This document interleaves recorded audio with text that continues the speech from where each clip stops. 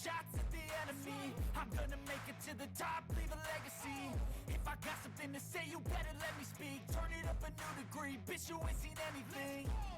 I pop off with the new rock, electronic, blow the sonic roof up. I'm too honest when I take a few shots. They're too toxic, need to take the noose off. And you cannot save me, 'cause I don't need saving.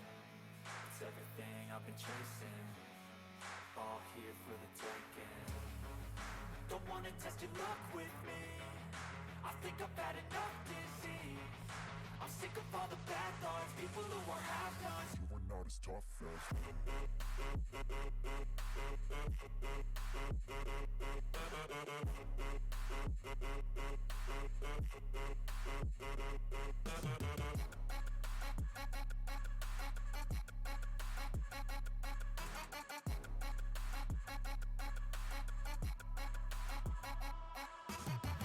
I'm back, you know that I never left. I got tracks and some music that you never guessed. I don't slack, don't lose, learn your lesson yet. When I get to choose what I do, I'm like a weapon. I'm not sharp as many, but got heart, I'm ready to change. Scars to envy, to win large and plenty. I like to play fast, never change back. Calling out, I'll pay back, 'cause I'm great at that. Oh, you cannot save me, 'cause I don't need saving. It's everything I've been chasing, all here for the taking. Don't wanna test your luck with me, I think I've had enough disease. I'm sick of all the bad thoughts, people who are half-nots. you are not as tough as Don't wanna test your luck with me, I think I've had enough disease. I'm sick of all the bad thoughts, people who are half-nots, who are not as tough as me. Don't wanna test your luck with me, I think I've had enough disease. I'm sick of all the bad thoughts, people who are half-nots, who are not as tough as me.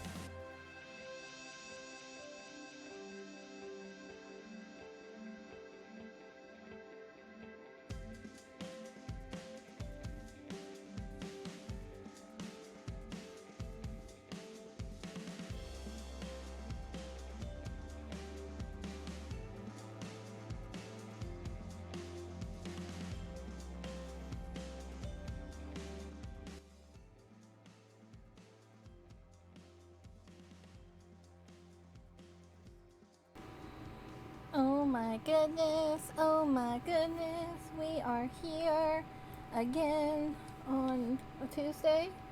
Is it Tuesday? I'm losing track of my days because posting more drawings this month, and I'm just like totally off my schedule. I'm like, when do I do things? When do I post things? I don't know. It just kind of happens on autopilot. I don't know. Who am I? What am I? I don't know. I'm here. I had orange soda, so I'm kind of spastic, so that's gonna be fun. Anyway. Hey. Hi. Hello. We are here. Once again. And we're gonna do some drawing, because that's what we do here. Also, this thing is like off. I'm gonna move that. Whoa. Yeah, did that. Cool. Okay. Oh, I'm clicking all the things. I told you, I'm spastic. We're gonna have fun. We're gonna be drawing Kingston. This is like one of Kingston and his family. So I'm pretty excited about that. But how are you? How are we doing today? On a Tuesday. I guess it's a bad thing to ask, because Tuesdays are like meh, you know? Tuesdays? Who even needs them? We just exist.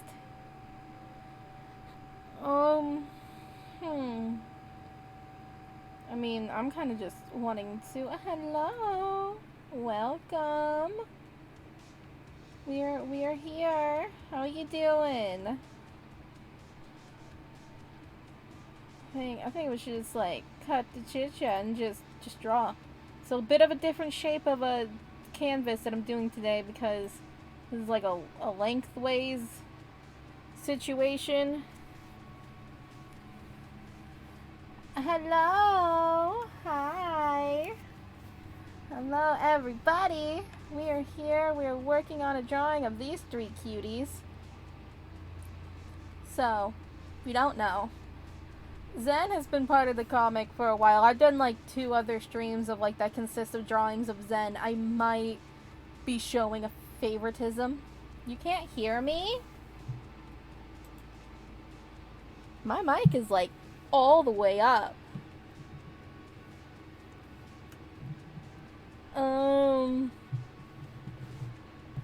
I don't know what to do about that.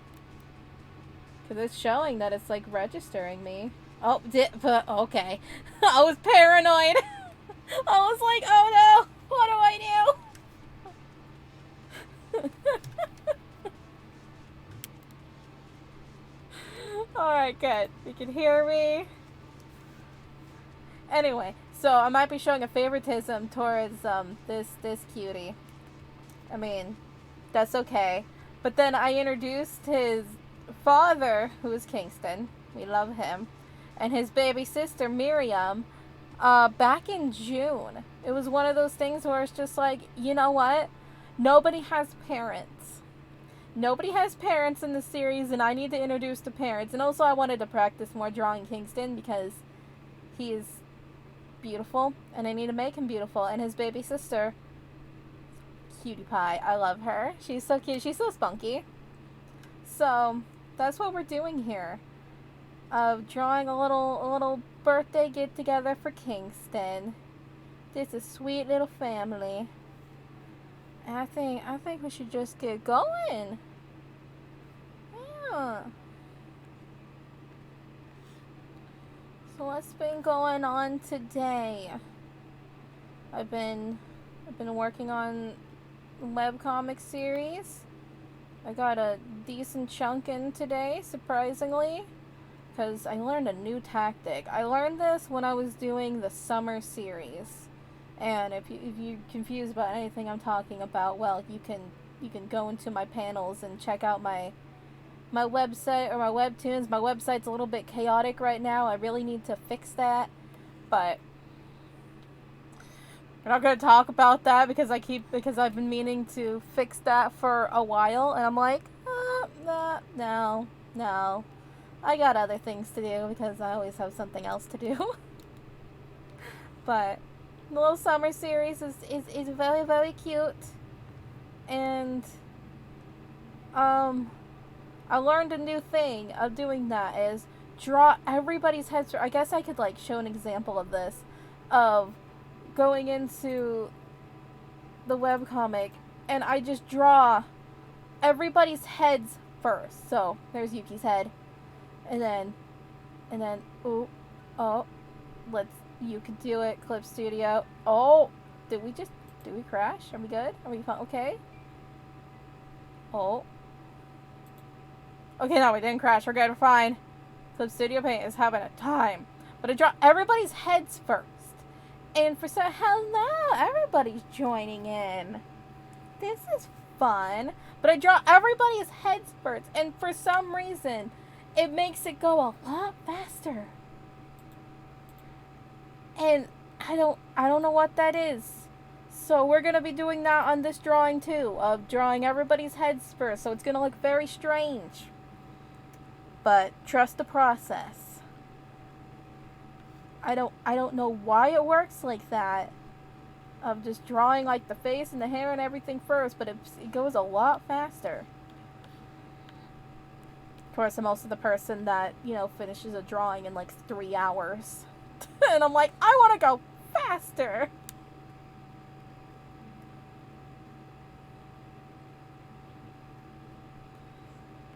Yeah, but they do have a lot of detail, but it's like, I do all of that first, and it just zooms right through, and then I do the bodies, and then I do the background. It just makes it this... It's kind of like, I mean, not that you're ugly, Zen, you're beautiful, I love you, you're my baby. But it's kind of like, you know, you gotta eat the bad stuff first, you gotta eat your cooked vegetables first, and then you eat everything else.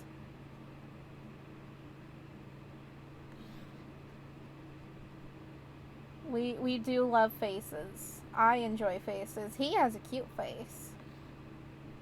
So, do we even have eyes going? No, everybody's eyes are closed in this one. I was just like, I don't feel like drawing eyes today. Everybody's eyes are closed. They're just enjoying their time. I don't even know what they're eating. I just wanted like stretchy cheese. So maybe they're like eating like calzones. That's the first thing I thought of. Just very stretchy. Oh. Oh yeah, I was gonna draw eyebrows. Don't want to forget those eyebrows. Eyebrows.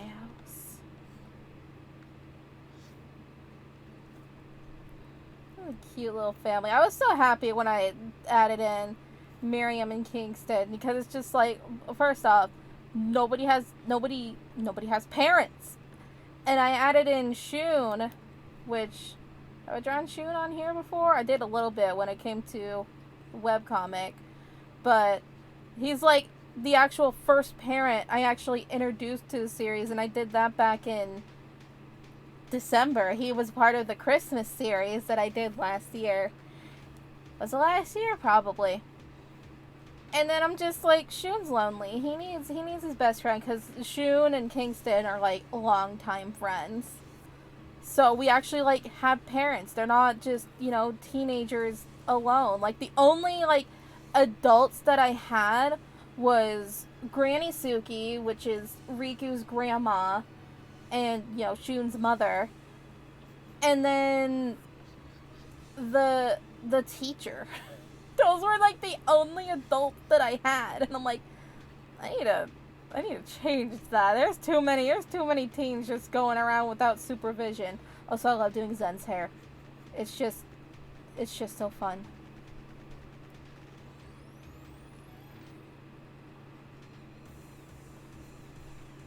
Whoops. Also, don't mind the glitch that I have in my tablet. It just likes to... It's a little extra. It wants to add more detail. Or it likes to yeet things off the screen when I'm moving things around. But that just makes us have an extra challenge, right? Right? Yeah.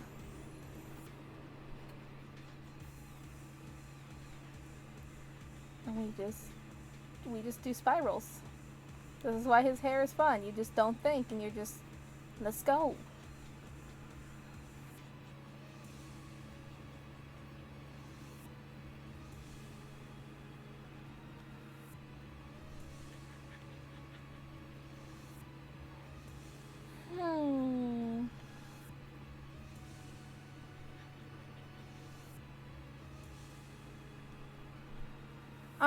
am using a Wayon tablet connected to my computer. I don't remember what it's like the Wayon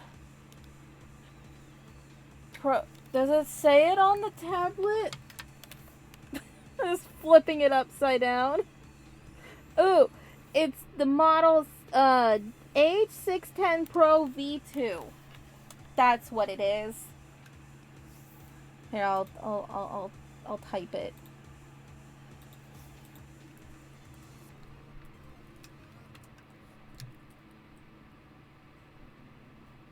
Wait, was it H610 Pro V2?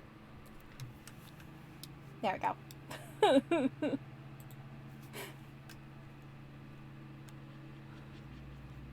And it's a good tablet. It just has a tiny little glitch in it because I use it a lot.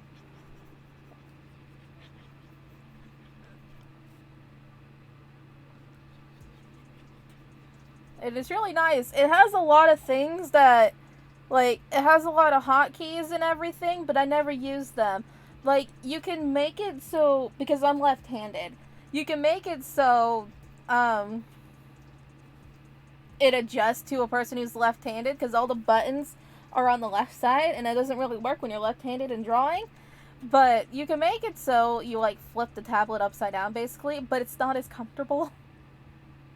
And also, I ended up touching the glitch a lot more when I tried flipping it, so I don't get to use the hotkeys as much.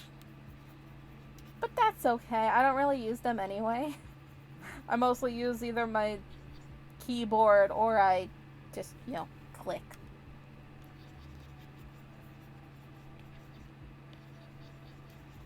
But, yeah, I think one of the Wayons have the buttons on top or something like that, and that would be so much nicer. It's just like, I'm left-handed. This is very discriminatory for me. Which everything is, because people forget that left-handed people exist. We're just heathens. I can't help it. I was born this way.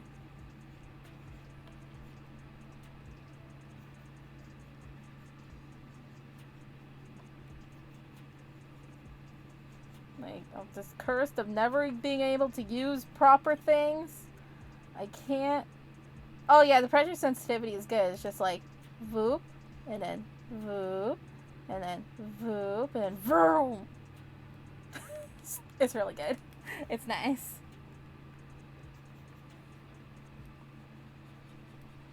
Yeah, being left-handed, you just cursed with never being able to use anything. Opening things is really hard, like opening jars. Worst thing ever.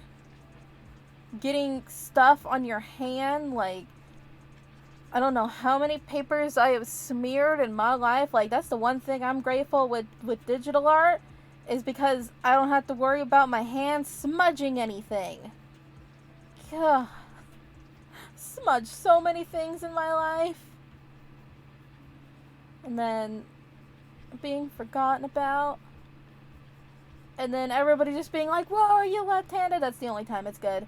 When you get the attention because you are an unnatural being of, you're left-handed? That's crazy. It's like, I know I'm rare. I'm great.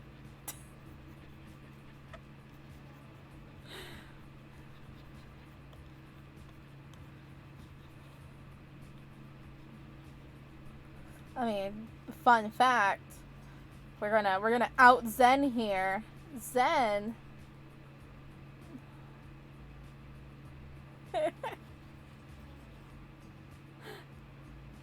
I'm not moaning about being a lefty. I've embraced it. I enjoy it. But we also have a lot of cons. But outing Zen here. Zen is actually ambidextrous. But he favors his left hand. But because Zen has, his personality trait is he's very anxious. Like, he's very socially anxious. He doesn't like a lot of attention, which makes it very cruel for me to make him one of the most popular people in school. Like, you know, the most handsome guy.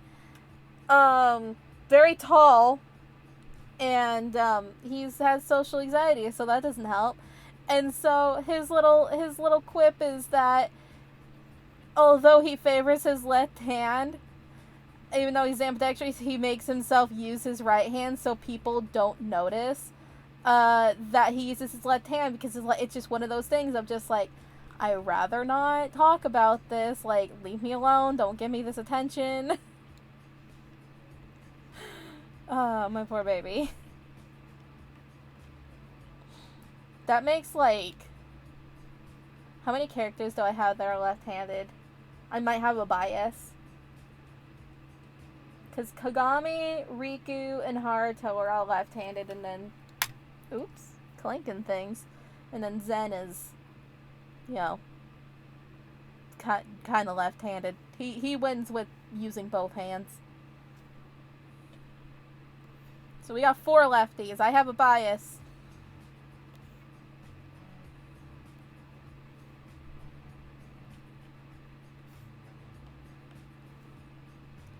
That's a pretty boy. Yes, he is.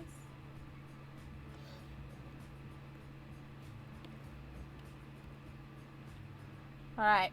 Now we're jumping over to Miriam's head because we're doing that today.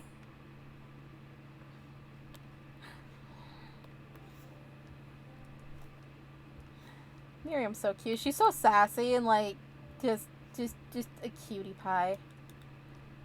I haven't introduced it in the series yet, but so a little quirk that has been seen is Kagami has this really big crush on Shun that I mentioned earlier. You know, it's just one of those little like girly things of, you know, you have a crush on an older man. And, you know, it's all just for giggles. Like, it doesn't mean anything. It's just one of those, like, little things. And we're gonna learn that Miriam follows down the path of Kagami of just adoring a well-dressed man and everything. And, she might have a crush on Haruto. And I think that's really funny.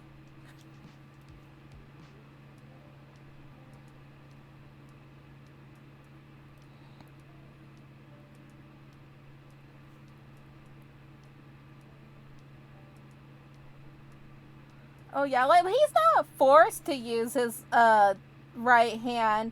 He just doesn't want to acknowledge it, but his anxiety comes from something else. Because he wasn't always anxious. He was always very quiet. But, like, as a kid, he wasn't anxious. But the social anxiety... Ooh, we're going to learn today of the autosave boop. When the autosave happens, we boop my little companions to the left of me. We have Pistachio the alpaca and Mikey the panda. And we give them a boop on the nose. For good luck, because sometimes Clip Studio likes to crash when the autosave happens. So we boop for good luck, and then when we save it, we take a sip, because we gotta stay hydrated.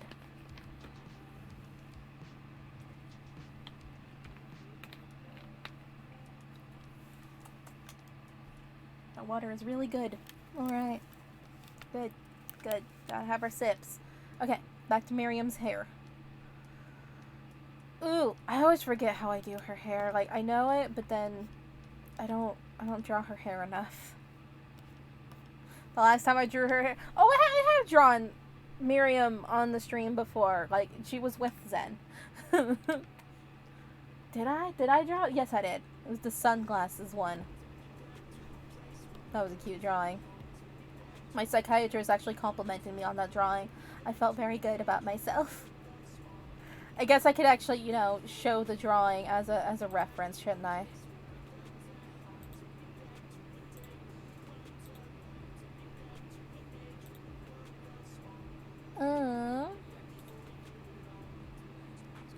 I realized that I always talk about these drawings, but I never actually show them. In here. My folders are chaos.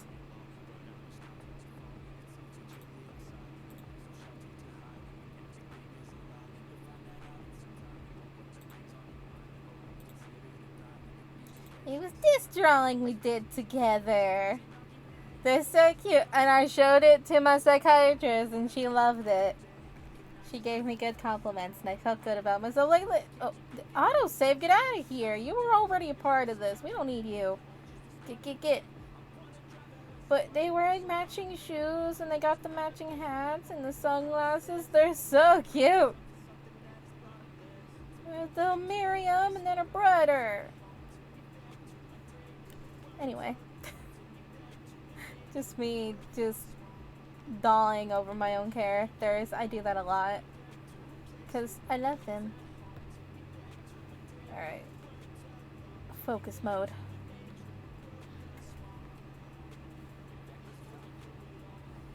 2, 3, 4. 1, 2. So this is Zen, who we're drawing here. Zen. And this is Miriam. Their brother and sister. And they're so cute. But yeah, I just thought I would show a reference of who we're drawing here. I would have a thing of Kingston, but I don't think I've drawn a thing of Kingston that was not a webcomic. I don't think so. Can't say that anymore because we're doing it tonight.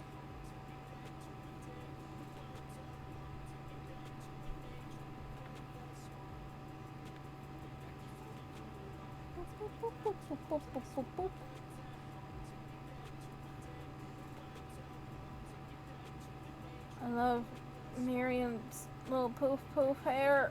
It's so cute.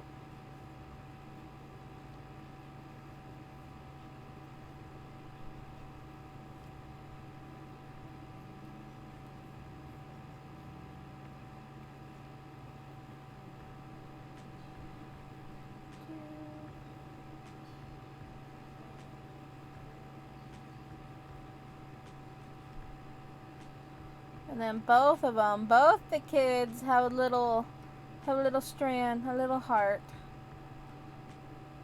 It's so cute.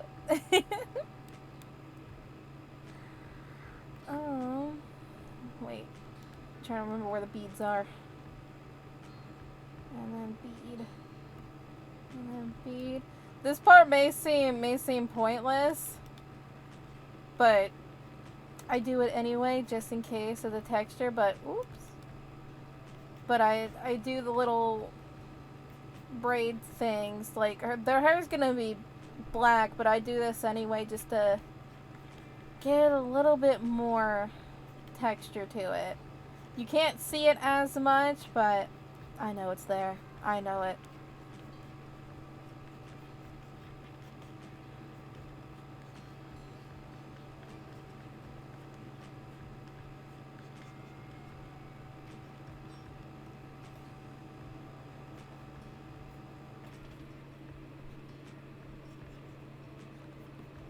I love Miriam. She's so cute.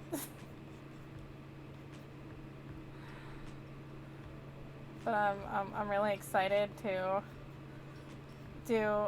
I haven't decided if it was going to be part of a little Christmas series or a Valentine's Day. I think a Valentine's Day would be really, really cute.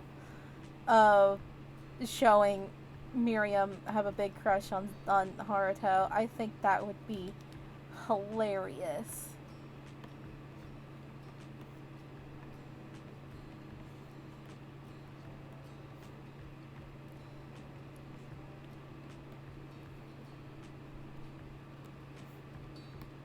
It just shows that Miriam has a good influence when it comes to Kagami. Not that Kagami and Haruto are dating. That's not a thing. No, they're not dating.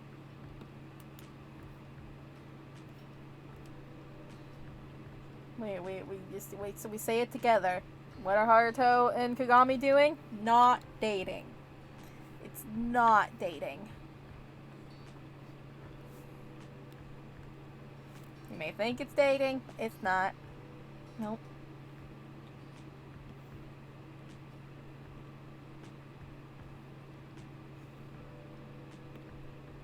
Ooh, your eyes are doing something interesting, ma'am. Go over here. There we go. Maybe it's because I drew. Okay, we're gonna take away her hair doodads for a moment. Over here, so I can draw your eyes because they're distracting. You know, just taking off hair.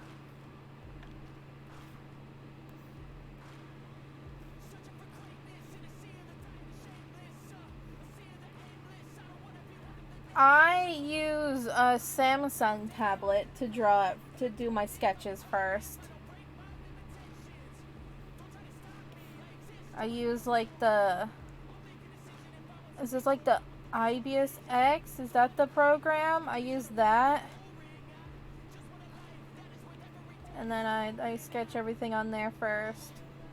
And then I send it over to my computer to draw it here.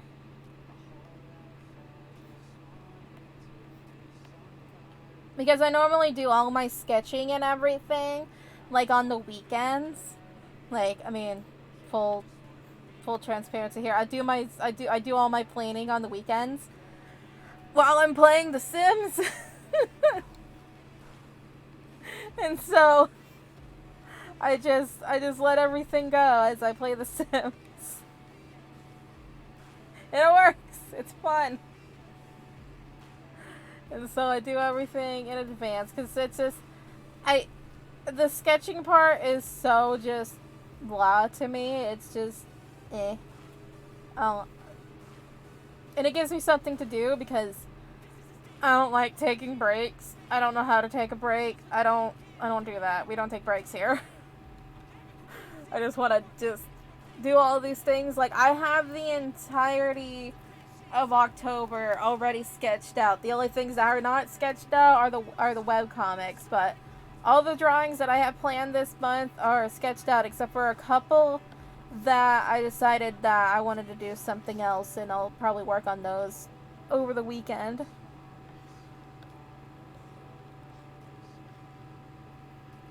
But yeah, I mean, I can do traditional drawing, but it's just, I'm gonna give her little, like, teardrop earrings. I think that would be cute. But yeah, like, traditional drawing is nice and everything, but if you can't tell, I'm a very impatient being. And I just, like, want to do things. I just, like, want to get things just done and go, go, go. That's why I do drawings in 3 hours. But, so,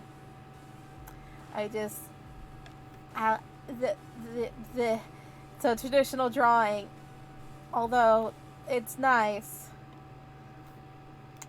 it takes too long for me. And so, rough sketching and then the digital part is a lot better. Yes, traditional drawing doesn't have the undo. The biggest thing is, like, good erasing and undo. And this is exposing myself, but so the way on pen has 2 buttons on it that you can put little hotkeys to. Any guesses as to what the hotkeys that I put on, the two of them, that I can do a quick action for? God, layers are so good. Layers are so nice. Oh my goodness. Hi, thank you for the follow. Wait, I know you. I know you. Hi. How you doing? I was like, I know that username.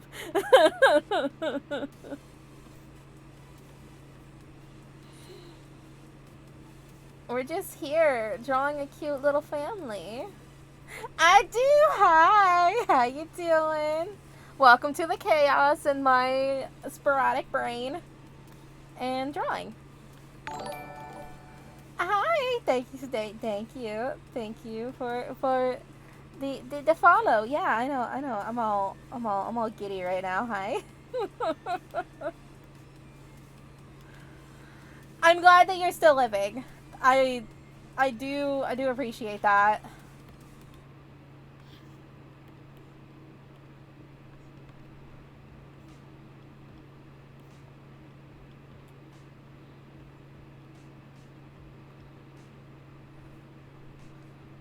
Kingston's like my only character that I draw with a beard, and I'm always just like, am I even drawing a beard right?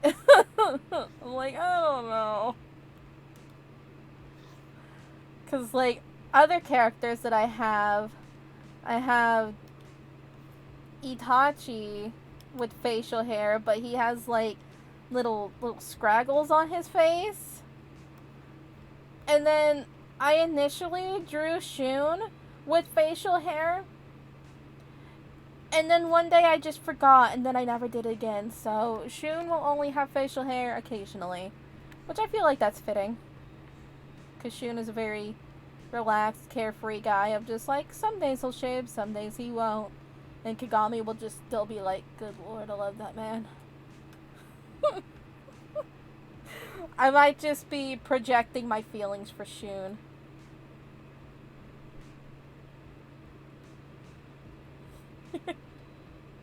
Yes, you have a great beard. He has a very, very puffer beard.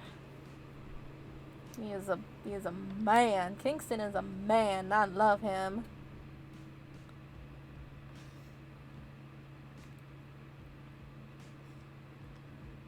I realized I didn't draw the rest of his face because I got distracted by the beard.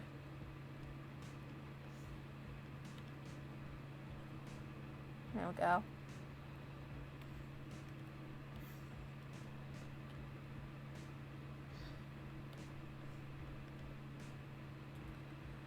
And then we do some wrinkles because Kingston, I mean, he's young, but like, not compared to the teenagers. Kingston, okay, so Shun is like 37, okay? And I haven't decided an age for Kingston yet. I was kind of going like in his 40s. I was kind of going for that. Maybe. Because he's older than Shun. I know he's older than Shun because when he meets Shun, Shun is still in high school.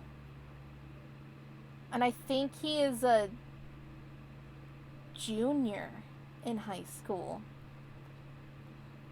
So that's like 16, 17. Shun's birthday is in June. Oh my god, I just realized that. June. That's really funny. June.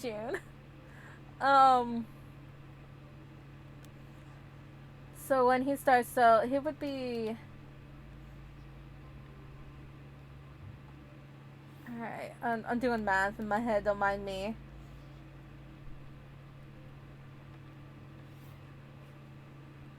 Is Shun older or younger than his friends?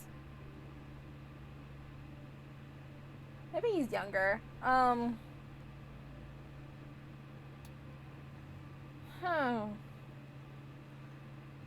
say he's like 16 when he meets Kingston, and when he meets Kingston, what is the age difference here? I'm using my fingers to count because I don't do math very well. I'm an artist, not math. 17,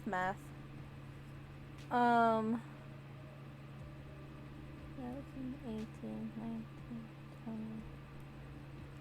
Okay.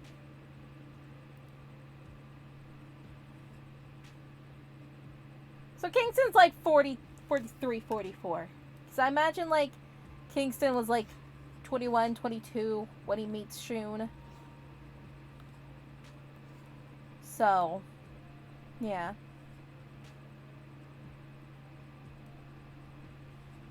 Oh, please, you get some sleep. You get some rest, and thank you for stopping by, and thank you for the follow. I really do appreciate it.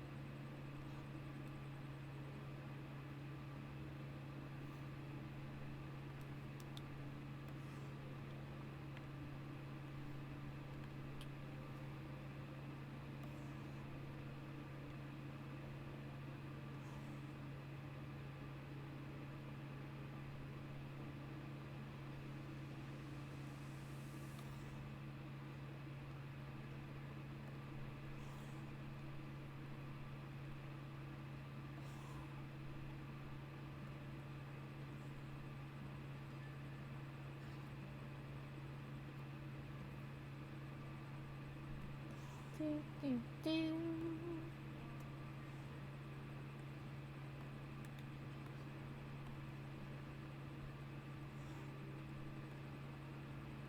And then that little guy right there. Yes. Kingston, I love you. You are a handsome man. Whew. I really should have just titled this thing, listen to me simp over my own characters for the next 3 hours. No, that's me drawing Shun. When I draw Shun, be prepared of me just being like, I love him. I love him. I'm in love with him. He's my everything. Okay.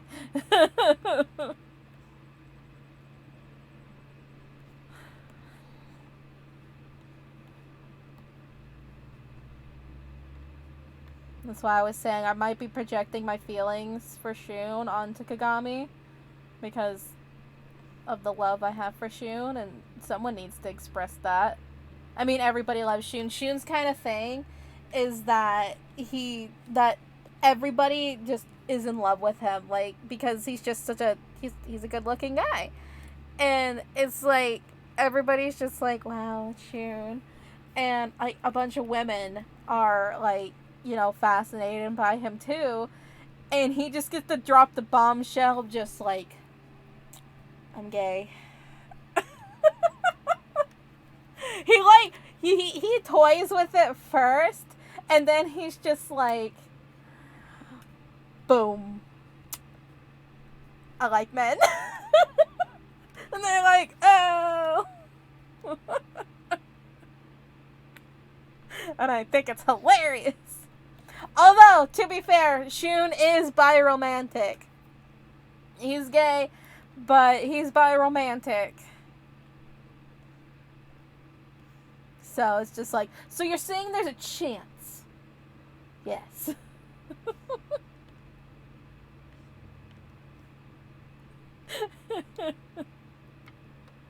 I just like the idea of Shun just toying with it, because he's just so used to just like women just being like, ah, you're beautiful, like, we love you so much, and he's just like, yeah, no. No. It makes me laugh. I love Shun. Shun's such a fun character. Like, especially in the graphic novel. Oh my god, I love writing Shun.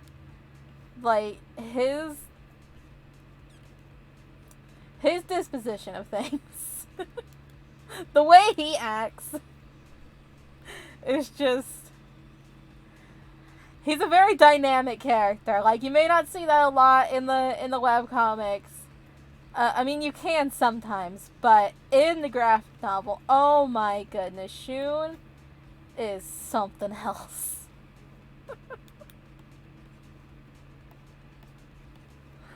But we'll see that someday, maybe, if I get to work on it. Trying to. And then I'm just like, I'm gonna do another mini-series, and I'm gonna stress myself out and then never work on my other projects. Can you tell the ADHD is there? No? Okay.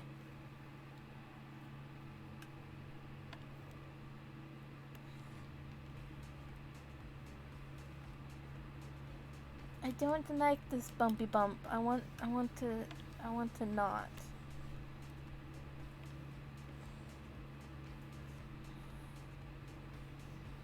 That's better. Kingston, I love you, my man.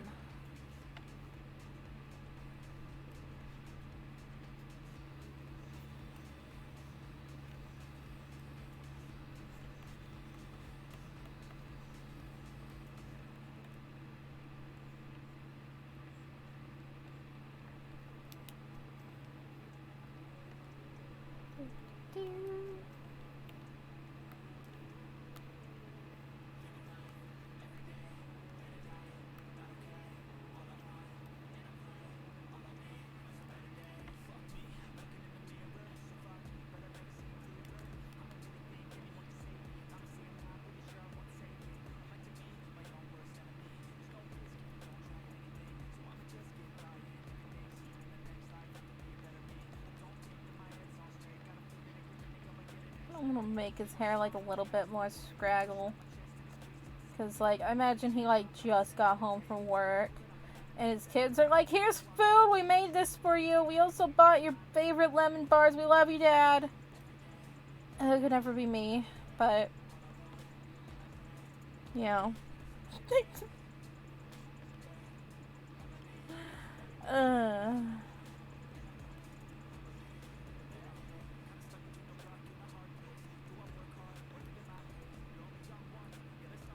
Kingston is great. I also wanna...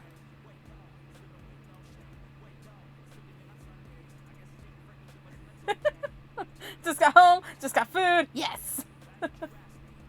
I mean, it's even better. His food was like made by his little chicklets over here, his little babies. That's what he calls them. He's like, I don't care that my son is 16 years old, he is my baby. And he is proud. He is proud to say, like, that's my baby. That's my baby. Because, I mean, of course, like, he can say Miriam's his baby because she is baby. She's, like, 6. She's baby. But, you know, 16. No, Zen, you're baby.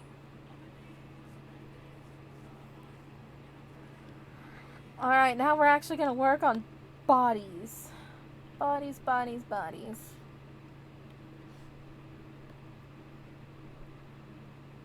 What happened to your other finger, Kingston? Where'd it go? I just didn't draw him a pinky.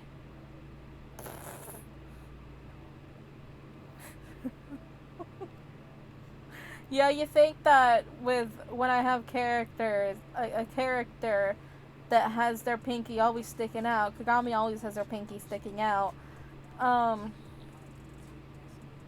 You think I would remember to draw a pinky, wouldn't you? No.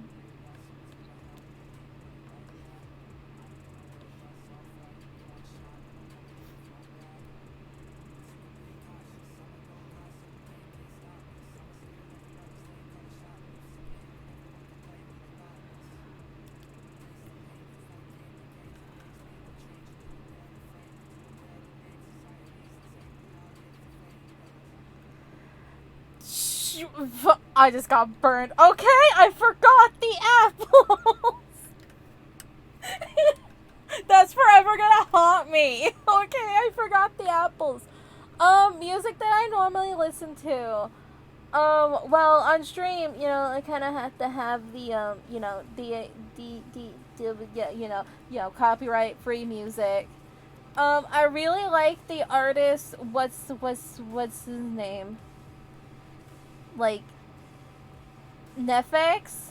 He does a bunch of like free music for YouTubers and streamers and everything. I really like his music, so I put most of his stuff on stream. But when I'm doing my stuff off of stream, I like rock music. Some of my favorite bands are like my all-time favorite band is Black Veil Brides. I'm an emo kid forever. I love Black Veil Brides. And then I also adore the band Citizen Soldier. They're amazing and actually has really influenced a lot of the graphic novel script. Like, oh my goodness, they influenced a lot. That's like my ultimate dream of Choco Ichigo gets made into an animation someday, and I'm just like, hey, Citizen Soldier, Jake, would you like to make music for Choco Ichigo? And if that happened, I would die. I would just be like, I am not seeing this to the end because I am deceased. That is my ultimate dream. I also like Smash in the Pieces. They're really amazing. I would also adore for them because, like, the Choco Ichigo has a very much, like, because I listen to a lot of rock music, it has a lot of, like, rock references. Like, I have a lot of characters that are more alternative than, like, just casual, basic characters. I like my goth characters. It's one of those things of just, like, you don't see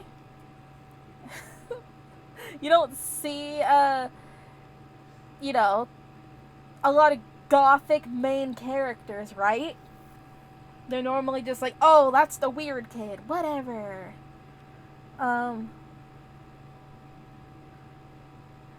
The ultimate dream to have music made for my creations, not to be dead.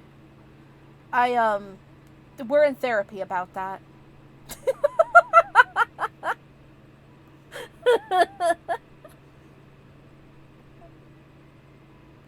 No, I'm good. I very much want to be alive. I have too much work to do to die, okay? Too much work to do.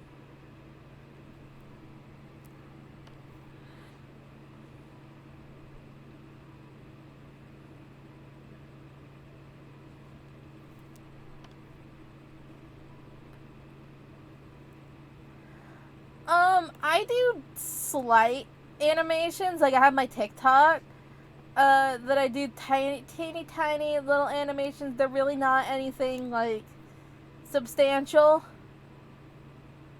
Sorry that you'll have to make deadlines to me, right? Like, hold your horse's death. If you take me now, you're just gonna hear me complain the entire time of just, like, at least let me be a ghost, okay? Like, if I'm a ghost, I can still get work done. Don't take me anywhere. But yeah, I don't animate much. Like, I've started doing that a little bit more on my TikTok, but not much. Animation is hard, and it's not something that I seek to do. I love animation. Like, I love anime and all of that stuff. But it's not my goal. I'm more of, my goal is to draw, graphic novels, and I like writing scripts. Like, first and foremost, spoiler alert of my own life, exposing myself, I'm a writer first. I love to write. Writing is my favorite thing to do, and I'm an artist second. I have always loved to do scripts and writing. I never really meant to be an artist, but it's one of those things of, like, well, this story isn't gonna done because I have a problem with controlling things, and I wanted to be like, hey, excuse me, golly. I wanted to be in control of my art. So, I ended up, learning how to draw better. Like, I always had kind of like a artistic eye, I guess. But I had to learn. Because if you see the earlier stuff of Choco Ichigo, it's not great. Do you write short stories too and stuff? I write scripts. That's what I write. I don't, like, writing novels, writing, short stories and stuff. That's nothing. I like script writing because it's very structured, and I don't have to worry about writing too many details because I'm very much like a visual person. Like, I want to see it there. I don't want to describe it. I just want to see it. I'm very much a show, don't tell type of person. That's what we learned a lot in college. Ooh. I mean, I am chaos. ADHD chaos. Boop boop. There you go, pistachio. I am chaos, but script writing is like the one thing that gives me structure, and I like it. It just, I'm able to just tell stories so much faster, and when I'm writing, I picture things as like a show or a movie, because that's what I like. I love reading books and everything, but when I visualize things, I see them in motion, and that's what's so great about writing scripts, is that you are writing the motion as it happening. It's like, oh, you are saying that the character is walking up to somebody, and you write the dialogue. I love writing dialogue. It's like, just, formulating words, which I'm not good at, but when it comes to writing, I love it.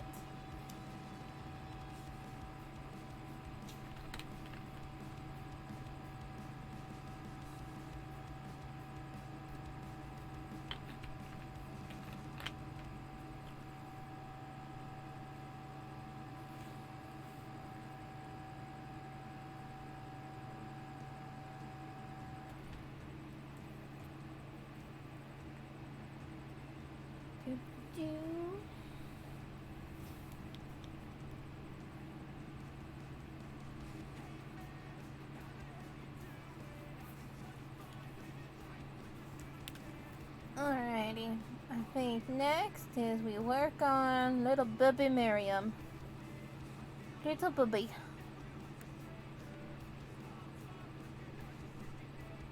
I didn't know what kind of outfit I wanted to give her. Just something simple, because you don't really see. Like, that's her knee right there. Doesn't know how to sit properly in chairs. Same.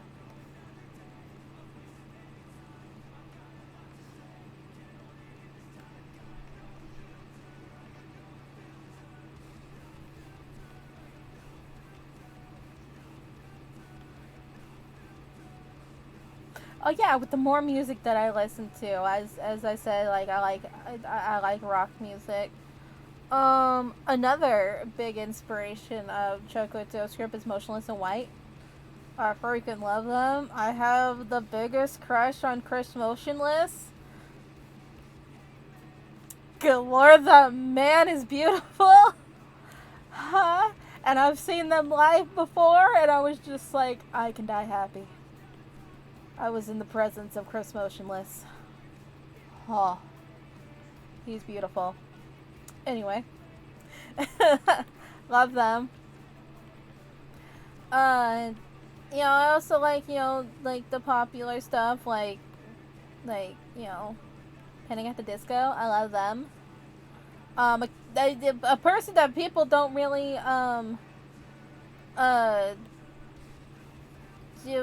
know about, who I absolutely adore. Oh yeah, Chris Motionless. Oh yeah, is Yahia. I adore his music, and he doesn't really have an online presence anymore because people on the internet suck. But oh, his music is so good. Like, if you like things like, Panic at Disco and everything like that, oh, listen to him. And then he also has another band that's called, like, Disranged, that is Japanese band.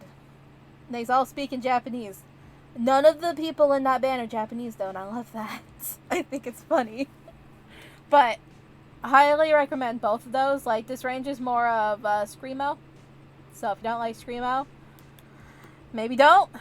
But Yohio is a treasure, and I miss him a lot.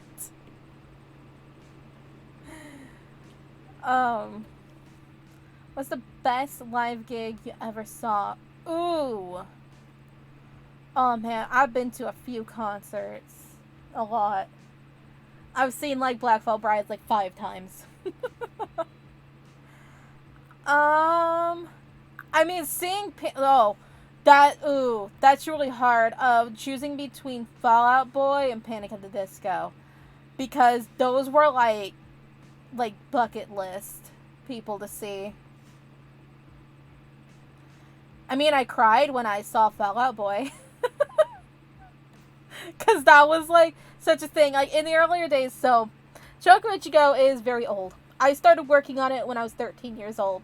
So, Choco Ichigo is very old.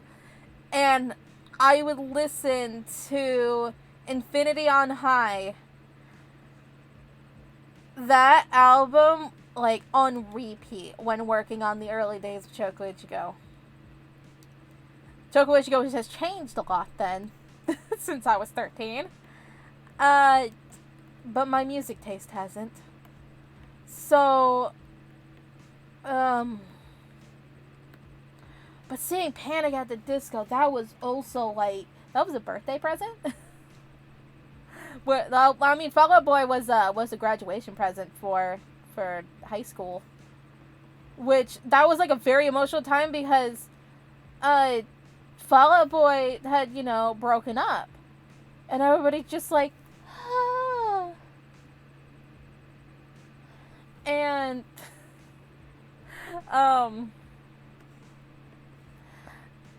it was devastating because it's just like this, you know, monumental band of my life, of my, you know, teenage years just gone. And then the end of my teenage years, they come back? Oh. I was an emotional wreck.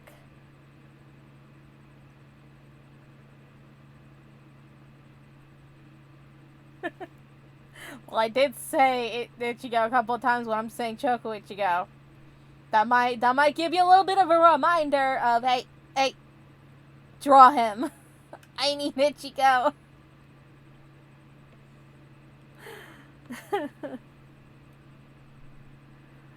Ooh, seeing Muse would be really cool. Like, how are they live? Like, because their music is, like, so just, like,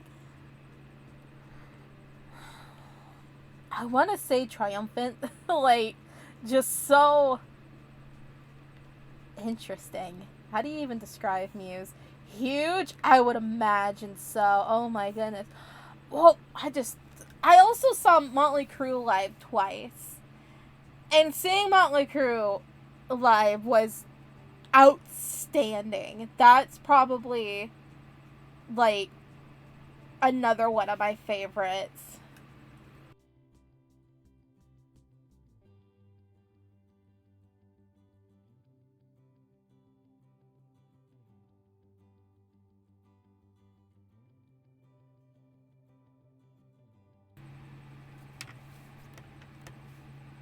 Because the first time I saw Motley Crue, they were touring with Kiss, which was really cool to see. And I was really into Motley Crue and Kiss then. And then the second time I got to see, they were touring with Alice Cooper, which was like, you know, it's freaking Alice Cooper.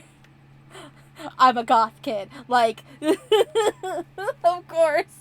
I'd be very excited to see Alice Cooper. That was really cool.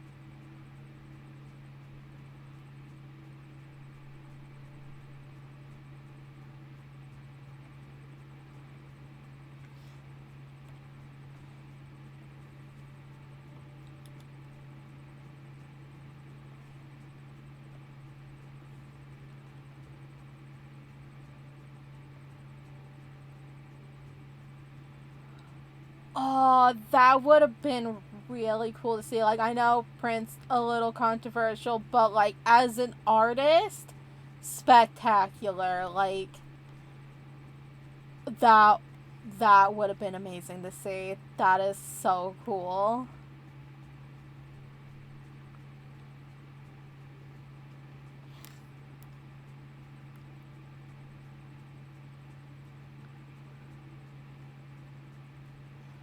It's all good. You tell your friends I said hi.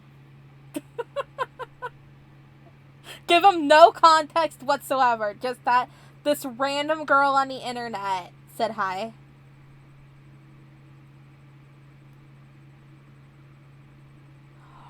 Ooh, you saw Bjork? Oh, that had to be magical.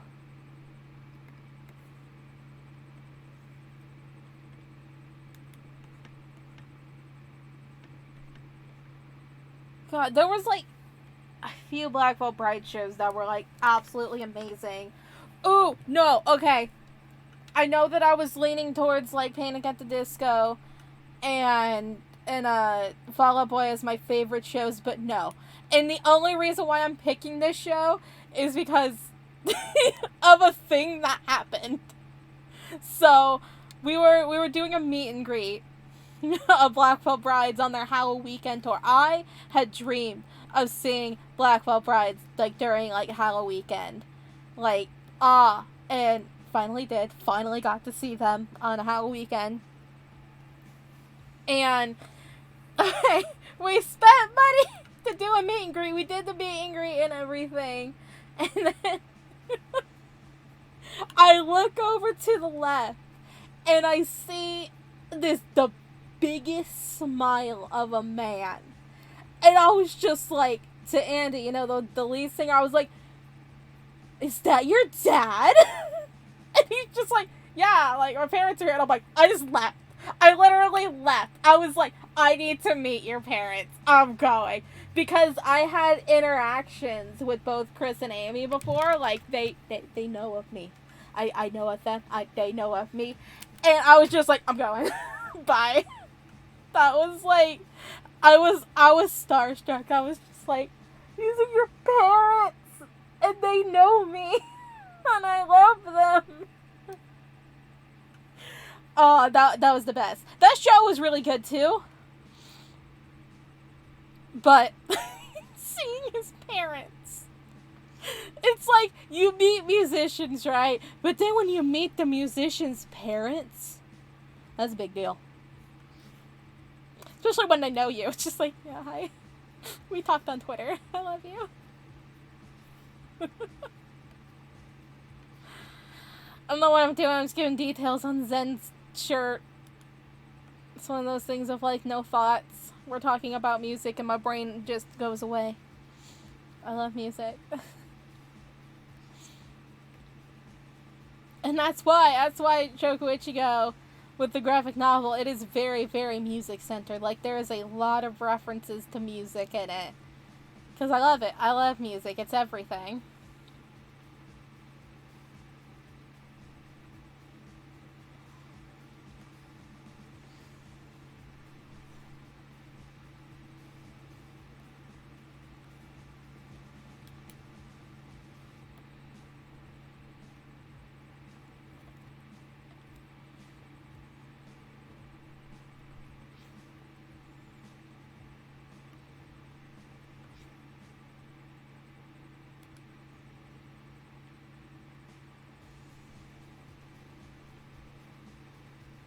Interesting. I don't know of that. It's the weirdest gig I ever been to. I mean, I had a situation of so they were supposed to be playing because there's this what's the word I'm looking for? You know, concert hall place thingy. And it had two parts. It had the main thing, which is where bigger bands play that has a bigger capacity. And then they had the thing called the underground, which is where a lot of, like, unknown bands play. And they were supposed to play on top. This was, like, Get Scared, Aiden, I Set the Kill, and then, like, a lesser-known band called Dr. Acula. And they were all supposed to be playing on top, but there had been water damage, and so a lot of things short-circuited, and they had to go downstairs. And when you're downstairs with a smaller capacity, with kind of bigger name bands like Aiden, like, you know, every goth kid knows Aiden. It was very, very cramped, and I remember with Dr. Acula, like, they weren't really known then. Like, they like, just started. I don't even know if they're still around. I think they are. But I don't think that they weren't known then. But this one dude knew them. And he was just thrashing. He was headbanging. He, like, basically punched my mom in the face. Like, it was so bad. God. Like,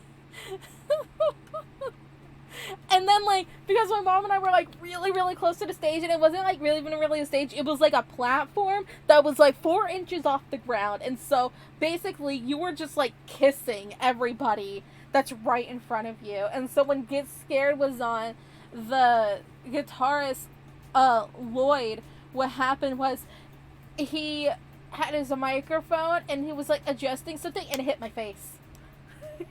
It's just like I hit the face with a microphone stand. He was apologizing profusely.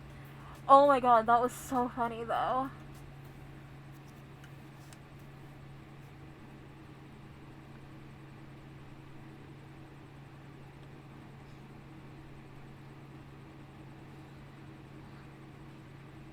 And my mom got a shirt from one of the band people. What was the band?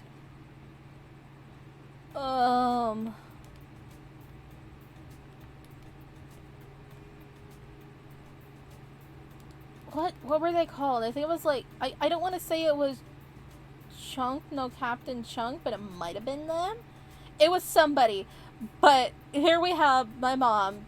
And she got a sweaty black t-shirt from a band person. And the girls who were, you know, younger were so mad. They were so jealous of my mom, and it's just like, get it, mama. Like, my mom has gotten guitar picks, she's gotten pieces of, like, drumsticks, and it's just like, all these girls are just like, grr, like, why does this woman get, just like, because my mom is great, my mom is the best, she deserves it.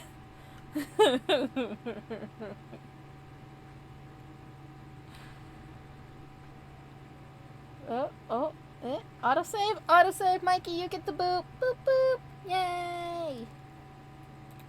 I have been talking so much, I need more sips.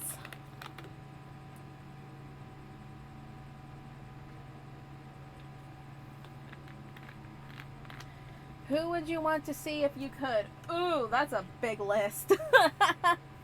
I would absolutely love to see Citizen Soldier and, like, cry. I want to cry with everybody. I would love to see them and then Smash into Pieces. That's also great. Yo-Hyo, definitely. Ooh, an artist I would absolutely love to see live is, Mira Aim. He's a Japanese artist. He does, voice acting. One of my favorite games to play is Obey Me. And, he's a singer. And I would love to see him.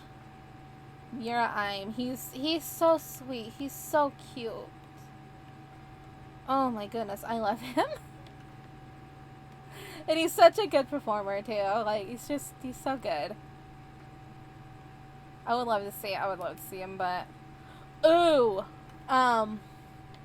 One OK Rock. That would be amazing. I love that band. Alright. Are we into background territory as long, you know, with some food that's going on? I think so.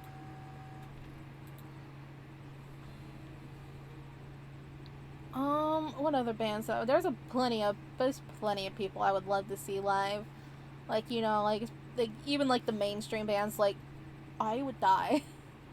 I would decease if I ever got to see Taylor Swift live. Oh my god. Yes, I may be a goth kid, emo kid, screamo fanatic, but I also absolutely adore Taylor Swift.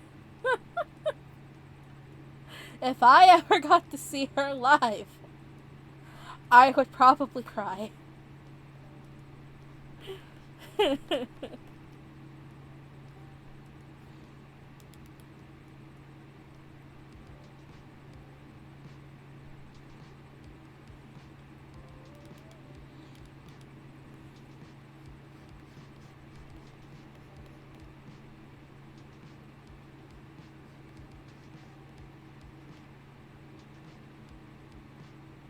Well, yeah, they're mainstream for a reason, so they're good.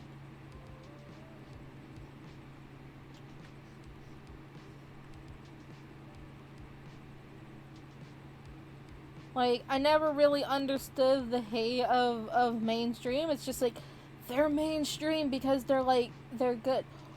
Oh, Foo Fighters would be amazing to see. Oh my god.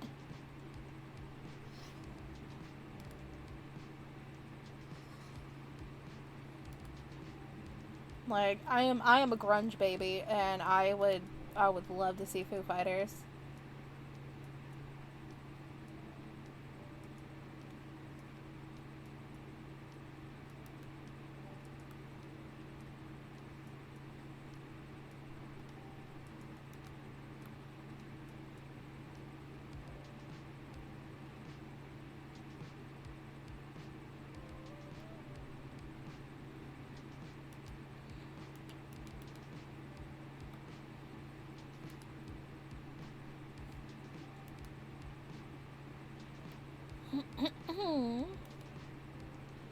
Trying to draw cheese.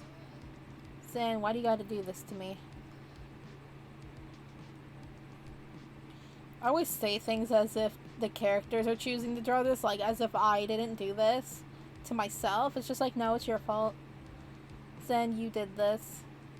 Yeah, my characters are real. We're just gonna live in that.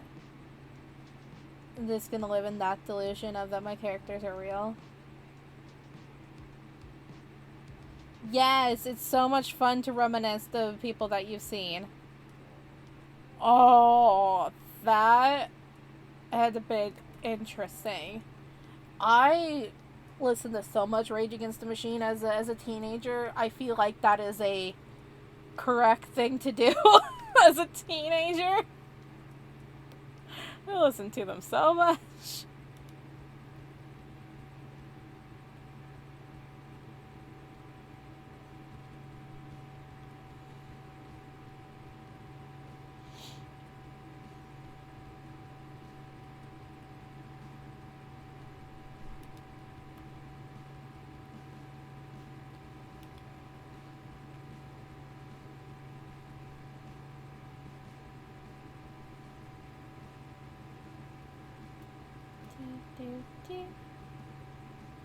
Oh, that was rude. I liked that line too. And then my tablet's just like, hey, I'm gonna destroy your hopes and dreams.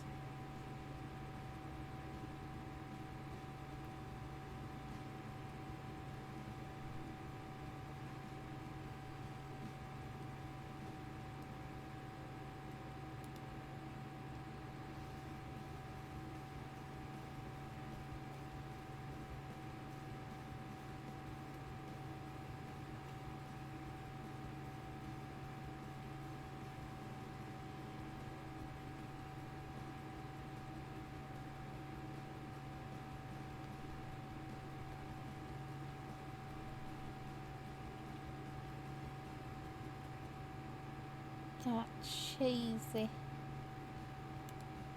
Cheesy.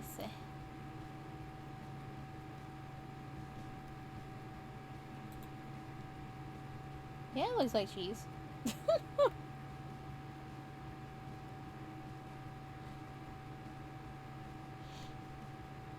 Oops.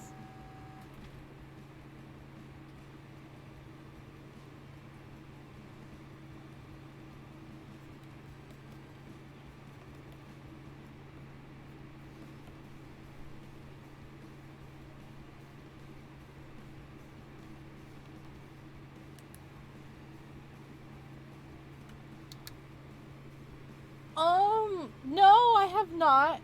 I wouldn't even know how to begin how to do that.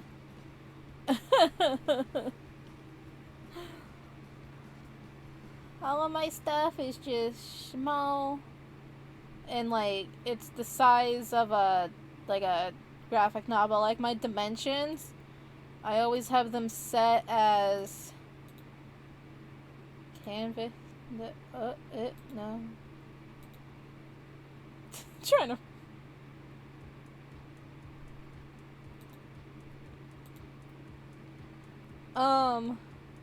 I normally have it by 8 by 11, like, you know, like a regular page.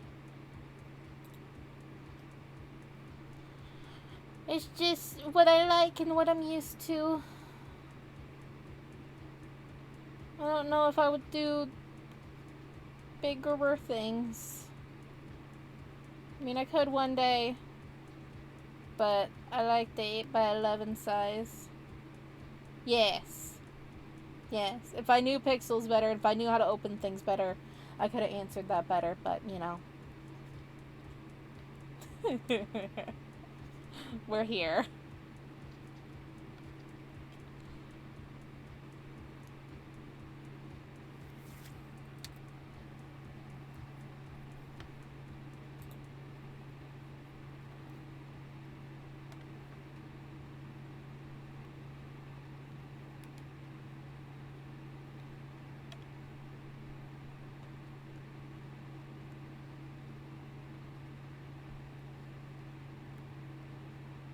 Actually, what are my dimensions? Now I really want to know.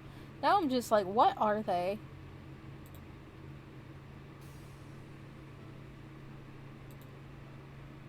Nope, that's not what I want. Wait, I know where they are. Preferences. Nope, that's not where it is either. Where is it? I swear, I know how to use this program. Properties. There we go. Those are my dimensions right there.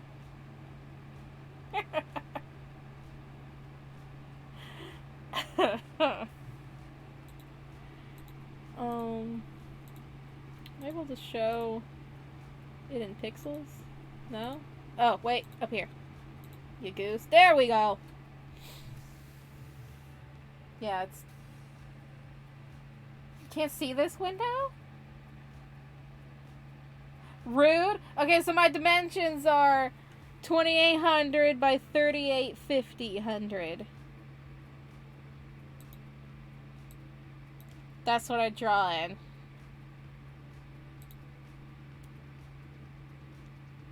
Which makes it 8x11.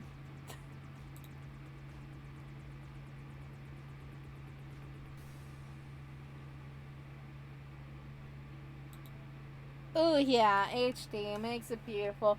But when I do drawings and everything like this, I always adjust the canvas size to make it smaller. But I always start off with that and then adjust as needed when it comes to drawings. We were drawing more cheese for the baby.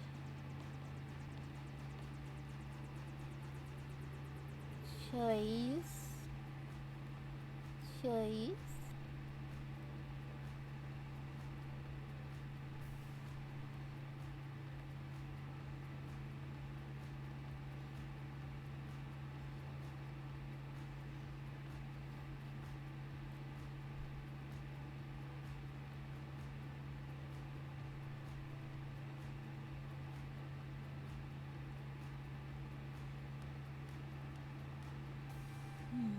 Munch.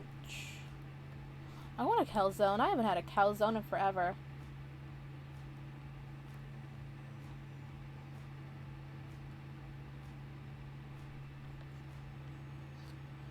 Oh, that's really cool.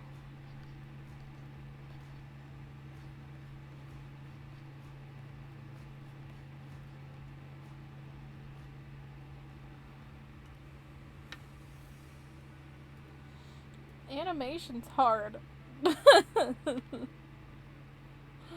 Like, I don't understand the tactics of animation. It's scary. Like, it's gorgeous, and I get really happy when I'm able to, like, do something, but my stuff is very minuscule.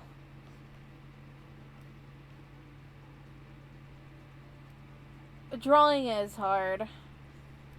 It makes me wonder of why do I do it every single day? Why? Why do I draw every single day when drawing's hard? Because you can't get better at something if you don't try. That's what we say here, right, everybody? That's what my ADHD brain needs to remember of. Just because you're not good at something at first means you need to practice. But it's like, but I want to be good at things right now. It's like, that's not how things work, buddy.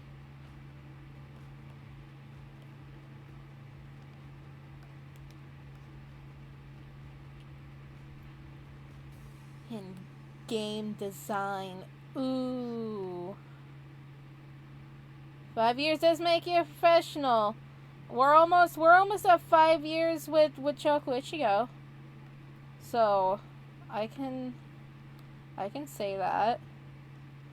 I mean, technically, people have donated me before, so I have gotten paid for my art. That makes me a professional. I am a professional cartoonist. Hello?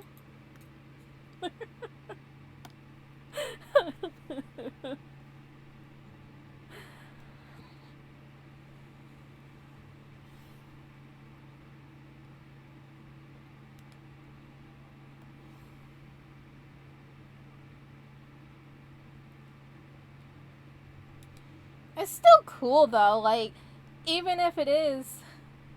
I don't get paid much, but, like, you know, people have donated to me a couple of times, which is nice, but I don't get paid for what I do.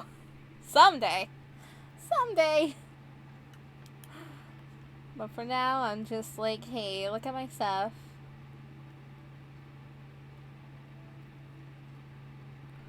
Am I on the wrong layer? No, okay, I'm not. I question myself every day of, am I on the right layer?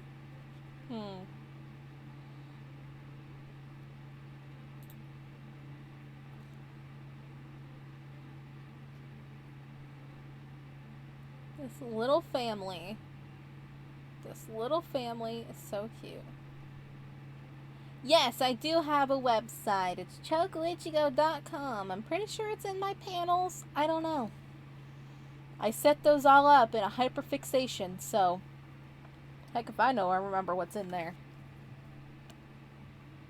I just yeeted everything off the screen. Alright. Stop yeeting!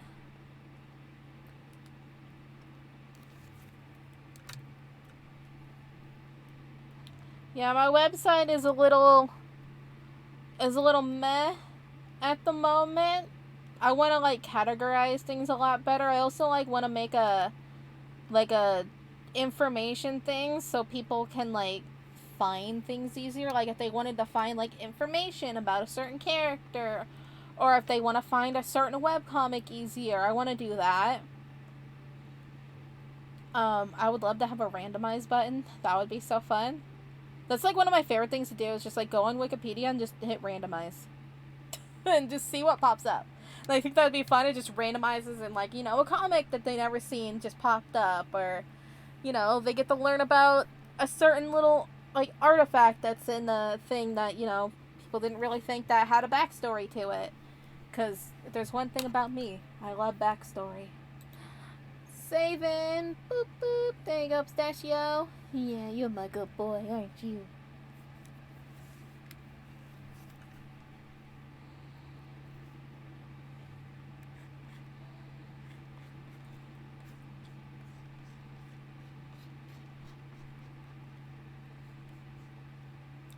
I want it biggerer.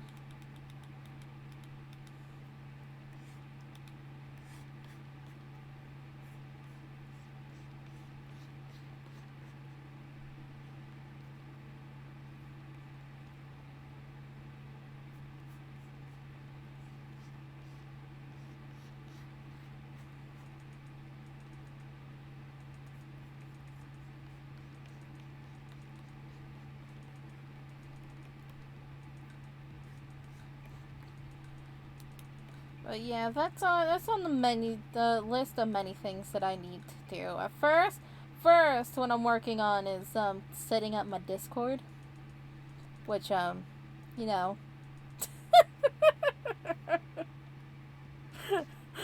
one of us here might know the struggle ache that I've been having. We're setting that boy up. But I want to do that, so I have another place to, like, share my art in case, like, people just don't see things on other platforms because algorithms are stupid. Like, my Instagram was doing, like, fairly well. And then suddenly it just dropped. It's like, oh, you get 7 likes now, and it's just like, I'm doing the same things. I'm using the right hashtags, and suddenly it's just like, screw small creators.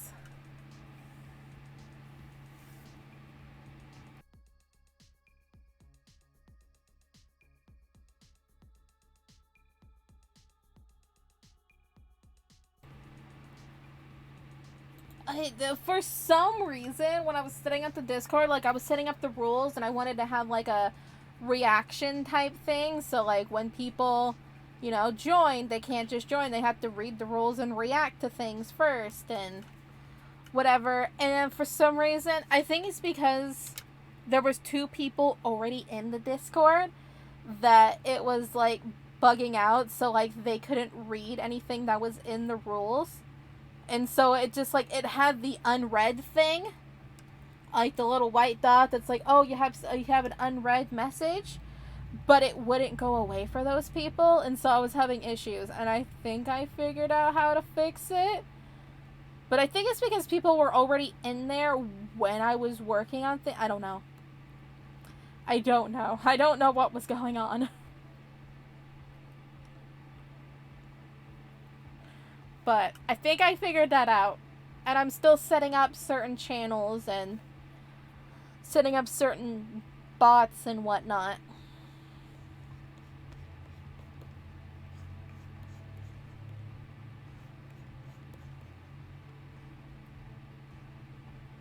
Yeah, you can see it. Good. You think that I would have a social media manager at this point, but I don't get paid, so I can't pay somebody to do that. Eventually I'll probably will, and my life would be a whole lot easier, but I am one person. I am one person that chooses to do everything.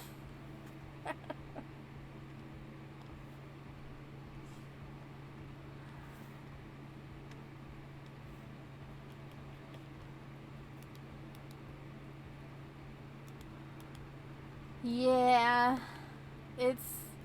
social media is hard. It's just like, you can post a thing of art, and you're like, wow, this is like really good. This is my best art, and like people never see it.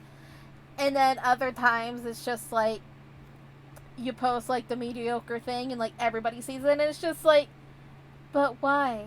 That's not fair. You didn't see my other things, like my grand designs, but you see this, like, little meh of a thing. Of course, we all know the thing of people liking memes before really well done art. Like, not that my art is, like, really well done. It's nice, but it's not, like, extravagant.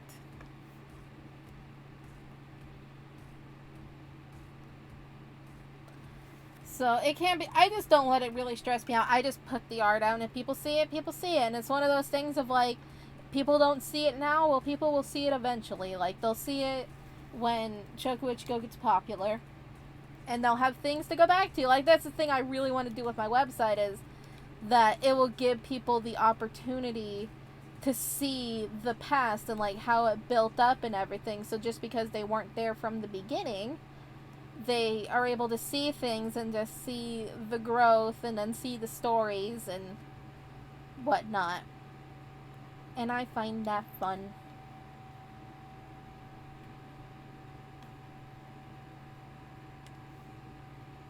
So I think that's one of my favorite things of like when looking at like webcomic artists and just like seeing all of their stuff and like how the story grew and how their art used to look and how much they changed. I don't really care to use color because I'm working on my graphic novel, right? And that's going to be black and white. That's monochrome. And so I did used to do color, and I hated it. I did not enjoy what I was doing. I don't like doing color. I don't think my art personally looks good in color. I will do color occasionally just to practice it, just to get the feeling of it. But it's a miserable experience for me. I don't like doing color. I really like the satisfying look of monochrome. I think that it just looks just appealing. And since I'm doing the graphic novel, it makes sense for me to do more of a monochrome because it helps me practice. It helps me really know what I'm working for. Because it's like, why do color if your main project, like your main thing, is going to be in black and white and I would never have any experience in it? I know that people like color a lot more. I know it's a thing. Like people like looking at color, but I think, like, I'll just show this one. Like, yes, this would look great in color, but what I like about having a monochrome and toning and everything, like, you know, everything is like little squares and little circles. There's movement to it. Like, color has fluidity to it. Like, you can see things, but when I look at, like, when I'm reading manga or something, right? I'm looking at it and I'm looking at this art and there's movement. I can see what happens. Like, everything. Like, it feels, as I was saying earlier, I like seeing movement. I can see this piece actually moving and there being anime towards it. So it's just like, it's like, because your eyes just never stop moving when you're looking at this. Like, there's always something you gotta see. And so, I mean, this is not exactly the most, you know, detailed picture. There's other ones that I did that have a lot more detail. But it just, it gives it just, to me personally, it gives it more of a personality and just movement. Like, that's what people have said of, with the most common comment that I get about my art is that they really like the movement. And I'm like, well, that's good. Because that means that there's movement. That means that they want to see the next thing, especially, and that's very, very important when it's a graphic novel, right? Because you want people to look at the next picture. You want them to move forward in the story. So yeah, color's fun. Not to me, but...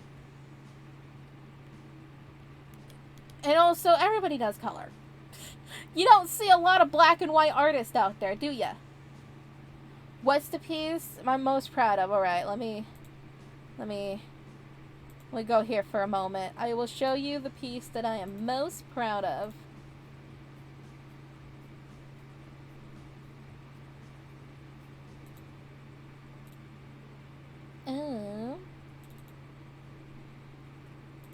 I showed this last night, so I'll show a couple of them that I'm, like, the most proud of.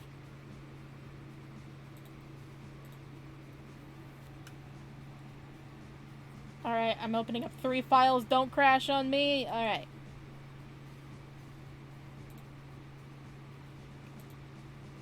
We have this one. We get to see more of Zen. But I love this one because this is a very iconic thing when it comes to the Choco Ichigo graphic novel. Like, you will see this bridge of the, you know, the canal leading into the ocean. That is a very important spot. But I just love the shading, and then, like, I like drawing water. I think water is really, really fun to draw. Like, that's one of the things that I love doing in the summer series is all the ocean that I got to draw. I think it's so much fun. And then we have this guy, which this is what I'm saying. There's movement going on. Like, you see Kagami and Haruto over here just chilling with their feet in the water, and then, like, Zen and Riku are doing something. Yuki's reading a book, and Itachi's splashing pudding. You almost kind of, like, you can almost, like, when I look at this, you can almost hear the water running through the river. Like, you can hear, like, the little splashing and everything, because it's just, like, you sense it. Like, there's a lot going on. And I think this is so nice.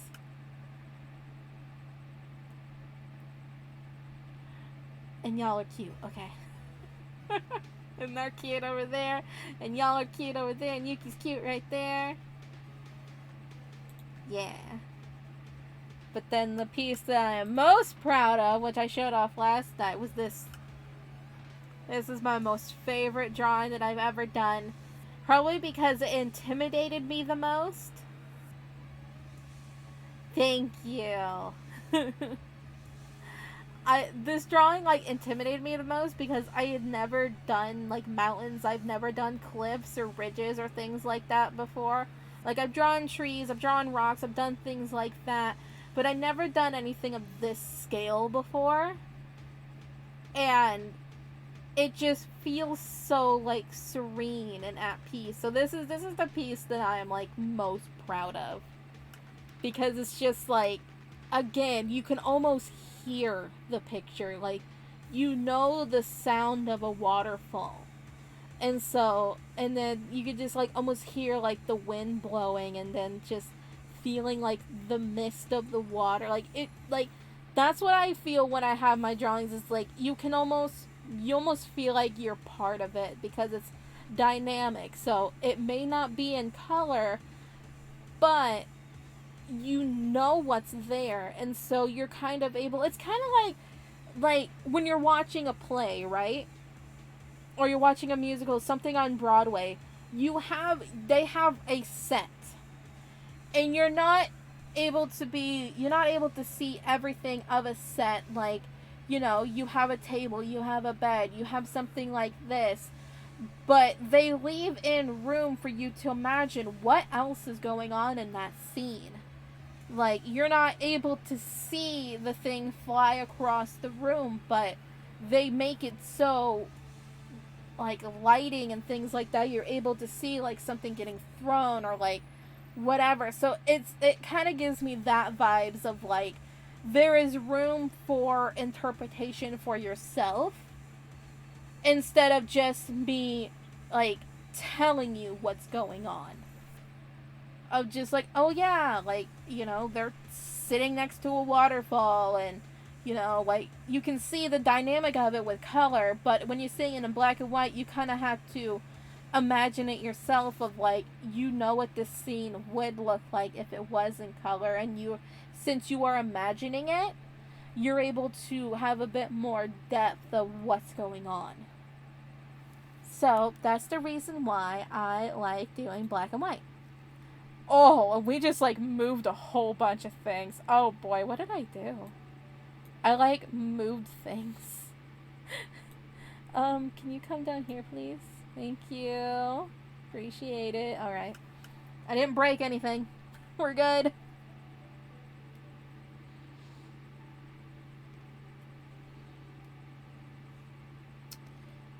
That lid is too big.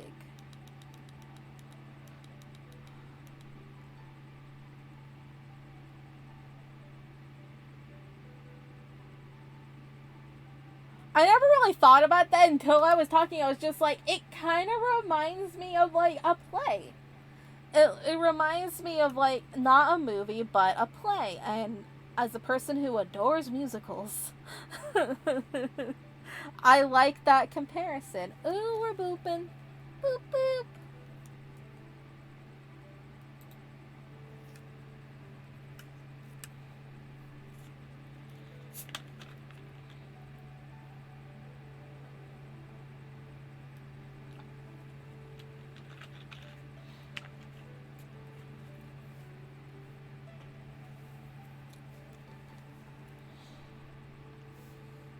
I was gonna have this box open, but then I decided no, because I want to draw the Stay Sweet logo on it.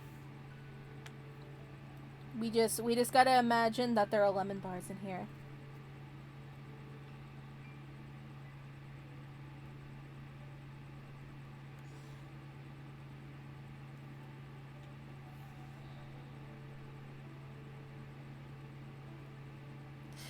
Maybe that's why I like doing comics and everything, is because it reminds me of stage direction, and that's why I like writing scripts.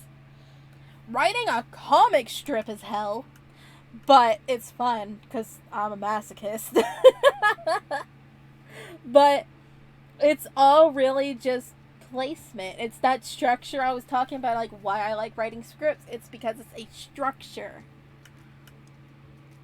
And so, huh. I like how I kind of just made like a comparison to things, and then I'm just like, wait, no, I was right. I was just like, I never really thought about it that way before.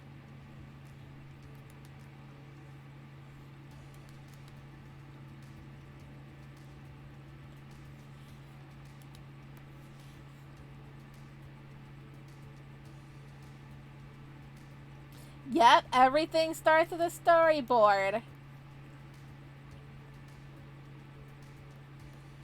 I didn't want to cheat and take the Stay Sweet logo for something else, but I might.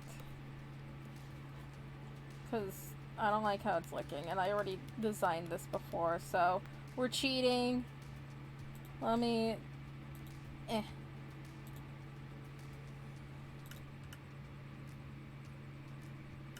Goodness, excuse me, golly. Orange soda. Is it in here? You think that I would put my most commonly used assets in a good area, did I? No. Did I tell myself to do that? Yes, but did I listen to myself? No. Of course not. Is it in this folder? I have like 5 billion Chocolate to Go folders. You think that I would like... Ow. This is what I get for trying to put my stylus on my mouth. I shouldn't do that, but I do it anyway.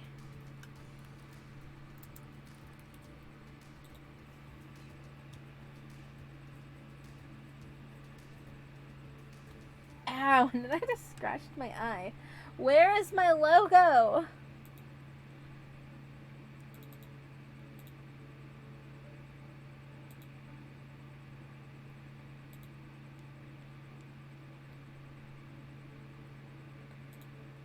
Just look in all these folders for me, please.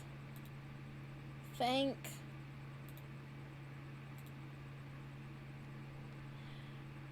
Where is it? I can't find it.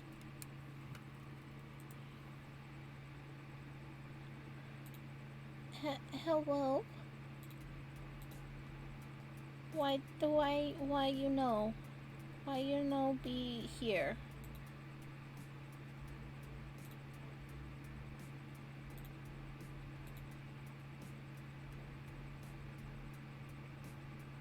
Huh.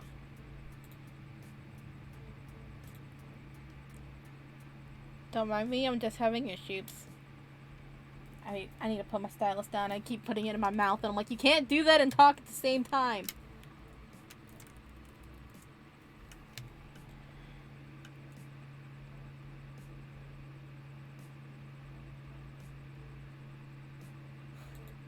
You know how I said I was gonna put it in a safe spot?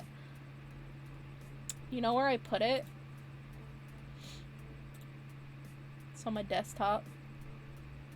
Well, it said I was on my desktop. Hello? Oh, wait. I had a dumb moment. I was trying to import the file, but I can't import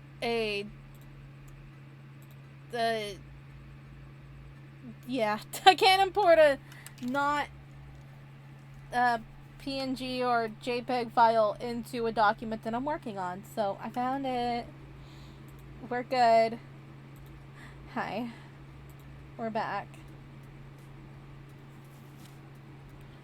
We're cheating, so I didn't want to stress over this.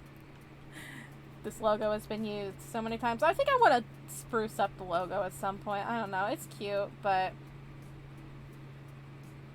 we're cheating. It's okay to cheat. It really is.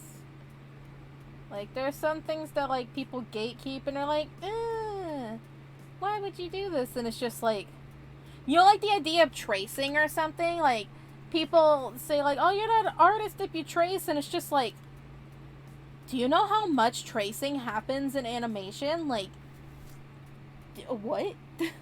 Like, there was, like, this ad for like a program for, like, mannequins or something, and it showed people tracing over the mannequins, and people are like, that's cheating, and it's like, that's not real art, and it's just like, dude, do you not know how animation works? Like, there's a lot of tracing and everything in animation. Like, I mean, that's how they used to do it. Like, you see, like, how they did, like, Alice in Wonderland, like, way back when. They used a real-life model, and they just used the real-life model, and then helped it with the movie.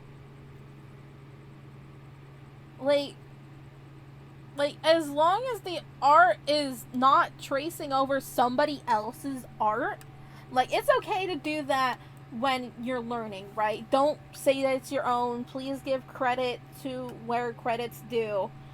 But if you're tracing over a mannequin, exactly, motion capture, tracing, that's what it is.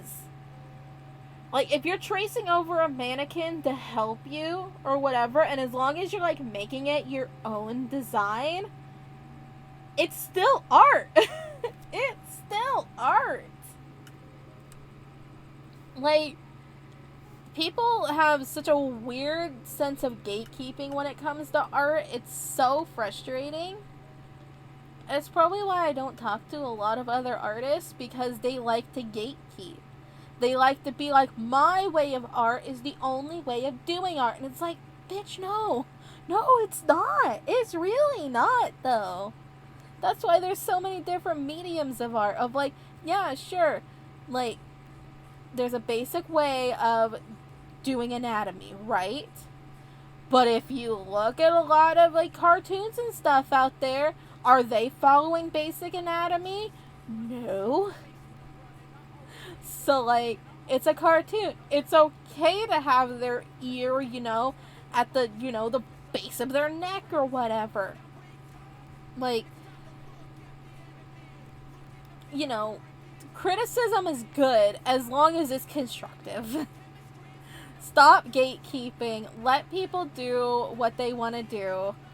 Because I have met so many people that have gotten discouraged of being an artist because of gatekeepers. Like, you can give criticism, you can give advice. Basically, yes, he did. You can give criticism, you can give advice and all of these things, but, like, don't crush a person's soul just because we don't work like how other people work. Like, here I am drawing Choco Ichigo. It's heavily inspired by, you know, Japanese manga and things like that. Is it exactly Japanese manga? No, I made it my own style. Is everything going to be accurate and correct, as in, like, when it comes to anatomy and stuff like that? No, I'm gonna make mistakes, and people are allowed to point that out, but, like, don't be, like, don't chastise it. Like, oh my god.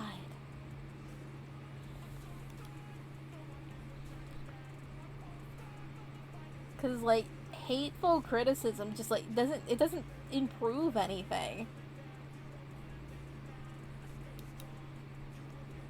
But then sometimes you get a comment and it's just like, it's obvious what that looks like. Also, this chair is just, I'm saying all of this and I'm like, this chair sucks. And I hate it. I don't like this chair anymore.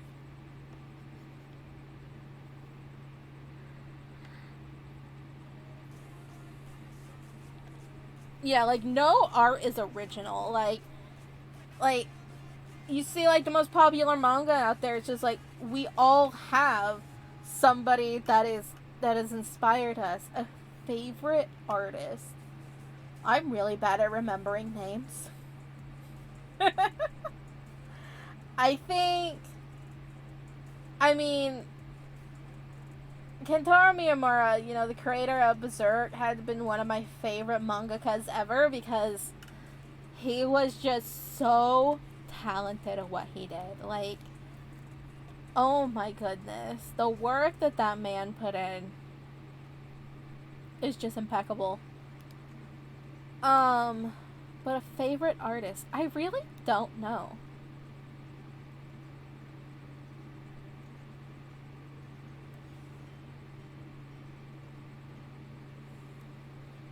I like so many artists out there, and then I just never remember names because I'm really bad at it, because ADHD.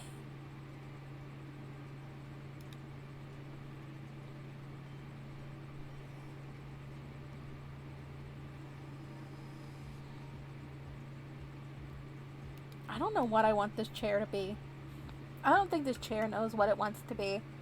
I never really thought about chairs. I kind of wanted round, but I think I might just do a basic, like, meh, flat, rectangular thingy.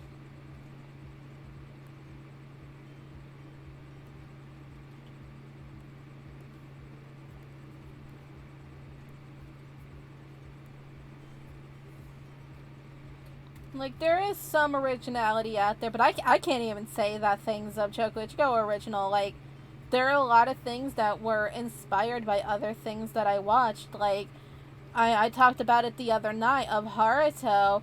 He was literally inspired by Uryu from Bleach. Like, you can see certain aspects about him that are very, very similar to that character. And, like, there's always going to be inspiration found in other work.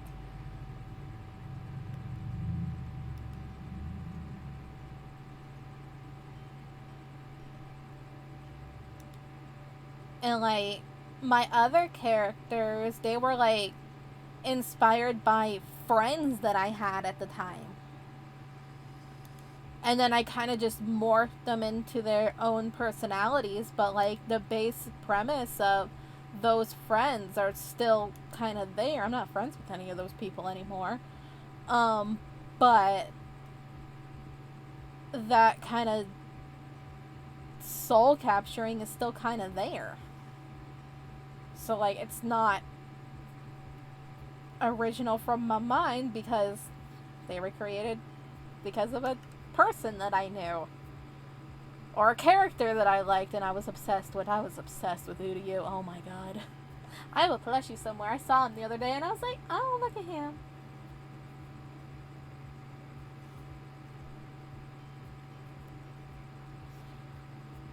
But yeah, those are just rants from me. Stop being mean to people and just be nice to artists. We're all out here. We're all trying and struggling, and I hate this chair. I think I might just give up. I hate it. I hate it.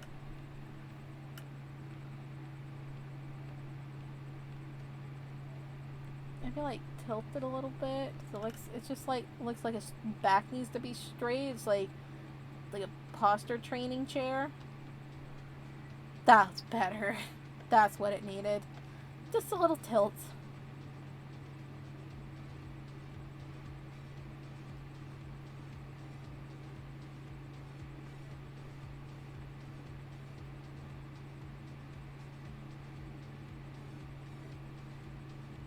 Yes. Like,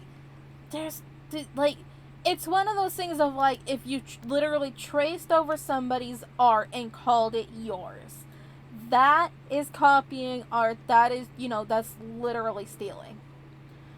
But if you see a style and a concept of what you, like, something that you like and you want to try that art style, why is that considered copying? You're using that person's, like, imitation is the best form of flattery.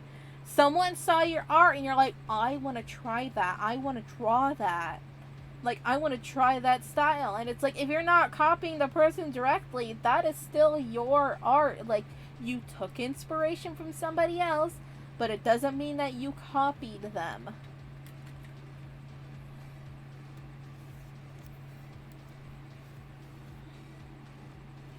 Ooh, autosave boop. We need to decompress. Boop, boop.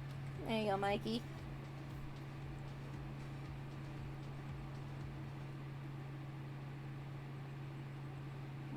Right, now we're drawing a chair. Okay, so the chair right there. She's so little.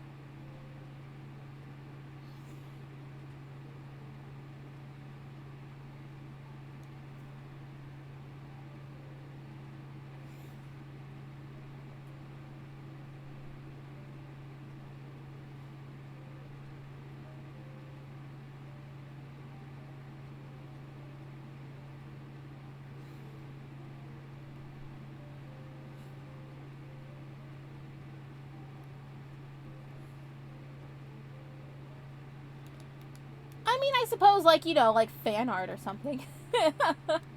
Fan art could be technically copying. I don't have links enabled, so I'm sorry. I mean, if you want to send it to me on your Discord, I can look at it, but I don't have links enabled. Because, you know, we're trying to protect ourselves out here.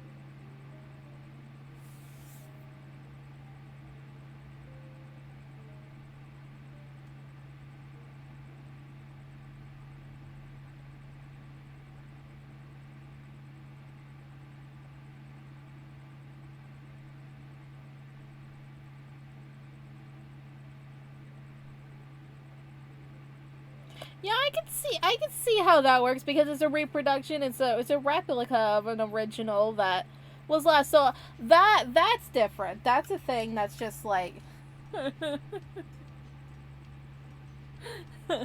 I can kind of understand. Of like, well, yeah, someone wanted to bring this, you know, thing back to life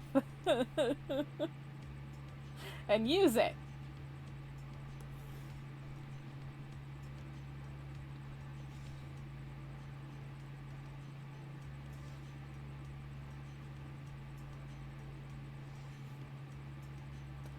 I don't know. It's a weird area with people. Like, people just have such a weird idea about things.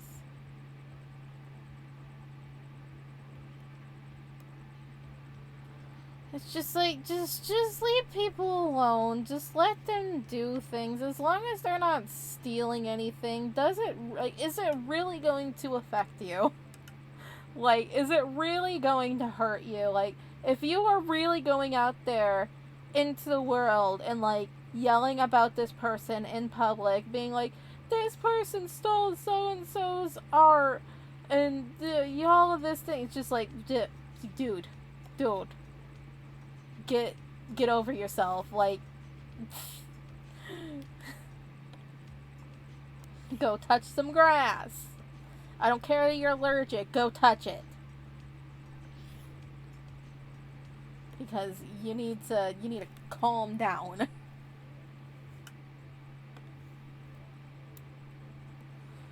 Go touch some grass. Go put your feet in the sand. Do something to have a grasp on reality. Because y'all too angry about the wrong things. Like, there are plenty of stuff to be angry about. A person given a recolored the Sakura's face from Naruto and being like, this is what my OC looks like. Like, you just copied that. You just did that. If you're really angry at a person doing that, you need to go to another place of the internet. You need to go find things that make you happy, okay?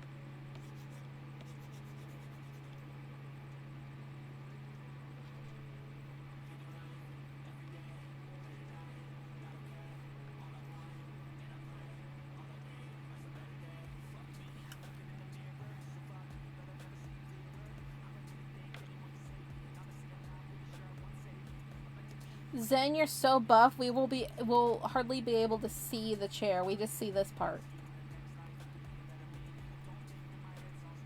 What makes me angry?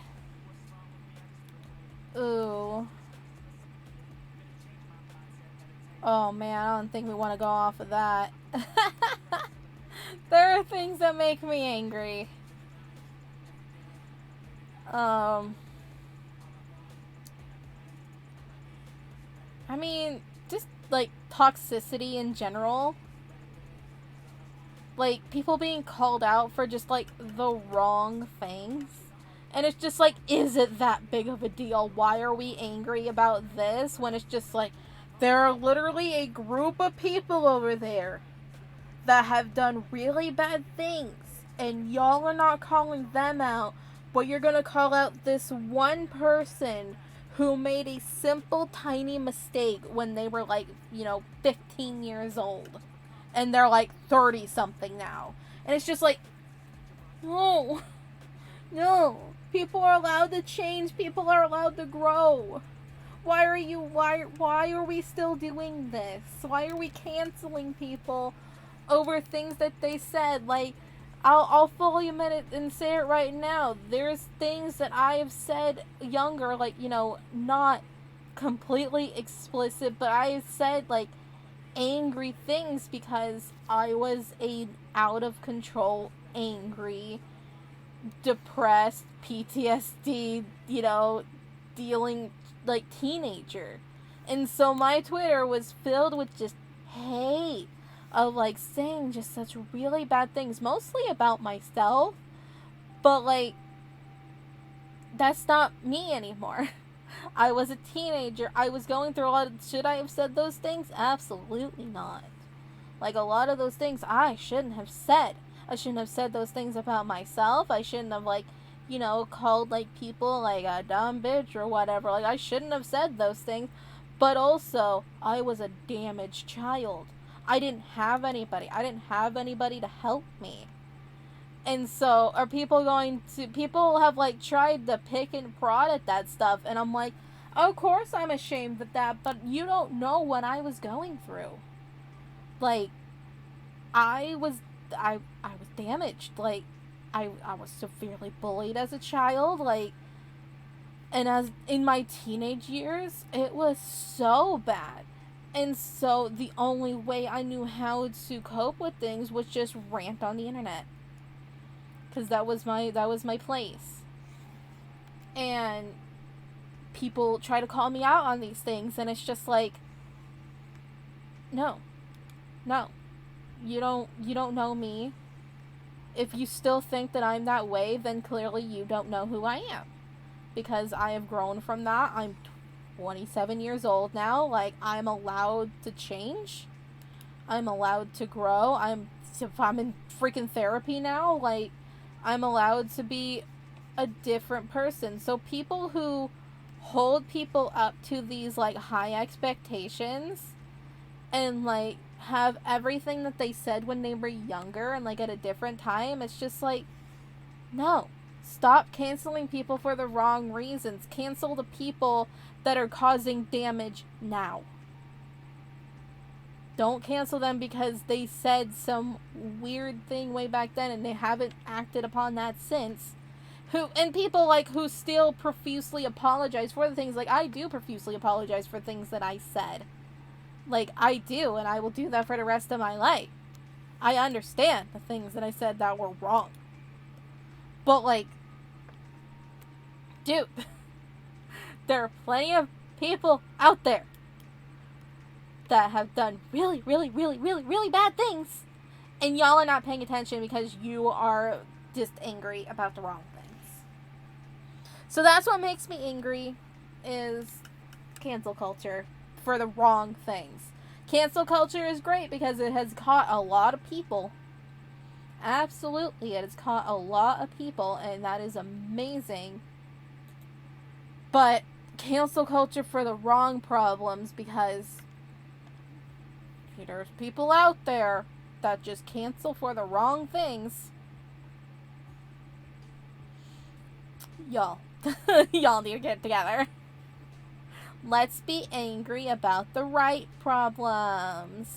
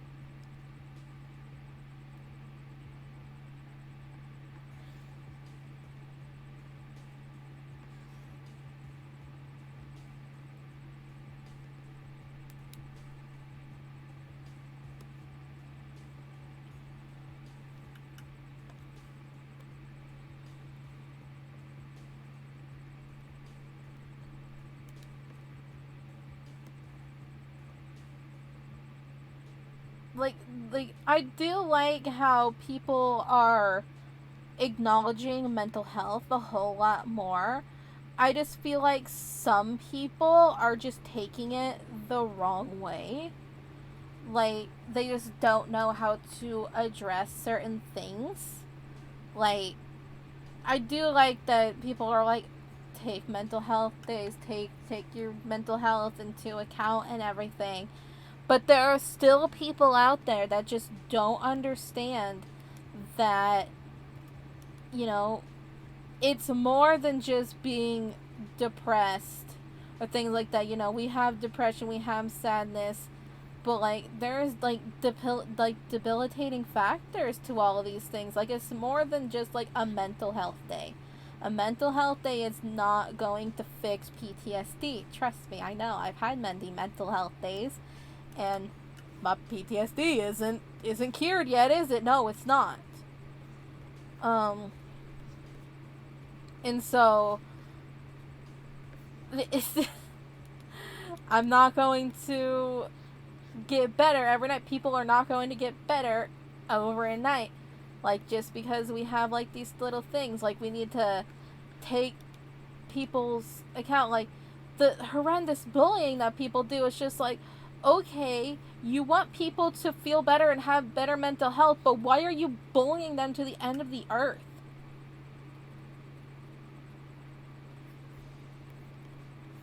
Like, they're like, oh, we need to take care of people, we need to like acknowledge all these things. But then a person makes a slight mistake and you're like, chase them away, they're the worst person ever, they do all these things. It's like, how do you think they're feeling right now? How would you feel if that person did a bad thing because you bullied them endlessly? Yeah, no, maybe we should take more into account that your toxic ways of doing things is not going to help that person get better. But whatever. Like, talking about mental health is so important because people really need to realize everybody's going through something. We are all dealing with something. And also, not just that, but we are all going through it differently. Because, like, for the longest time, people did not believe that I had PTSD. Although I had many, many factors that can showcase as to I definitely have PTSD. But people are like, well, you don't do this certain thing, you don't act this certain way. Like, you can't have PTSD, you're so young, you didn't go through all these things. And it's just like, do you know me? Do you know what I've gone through? No, you don't. You don't get to say what kind of mental illness I have or not. That is between me and my doctor, right? And it's just people just think that they know everything, and it's like, but you don't, though. I was very lucky that my psychiatrist, like, immediately kind of just knew. She just knew that I had a problem. That's not easy for a lot of people. Like, a lot of people have to fight that battle of having a proper diagnosis. So I am, to the end of the world, thankful that I had a psychiatrist that understood. Is it easy? No, it is not. Like, therapy itself is so expensive. It is horrendous how expensive it is to get therapy, and that's why we have a lot of people who are struggling out there because they can't get the proper help for mental health. Because they do, like, a lot of people would be better off if they were able to have, like, you know, medications or something. Because as a person who was terrified to take medications, obviously medications are not going to work for everybody. They're not. Or you have to try different medications. But I have been so much better off taking the medication that I was put on. Like, I wouldn't have started streaming if I was still on, if I wasn't on this medication. Like, I just wouldn't have done it. I wouldn't have had the drive to do it. But here I am, doing something new with my life, doing something very productive, and that I'm having fun with.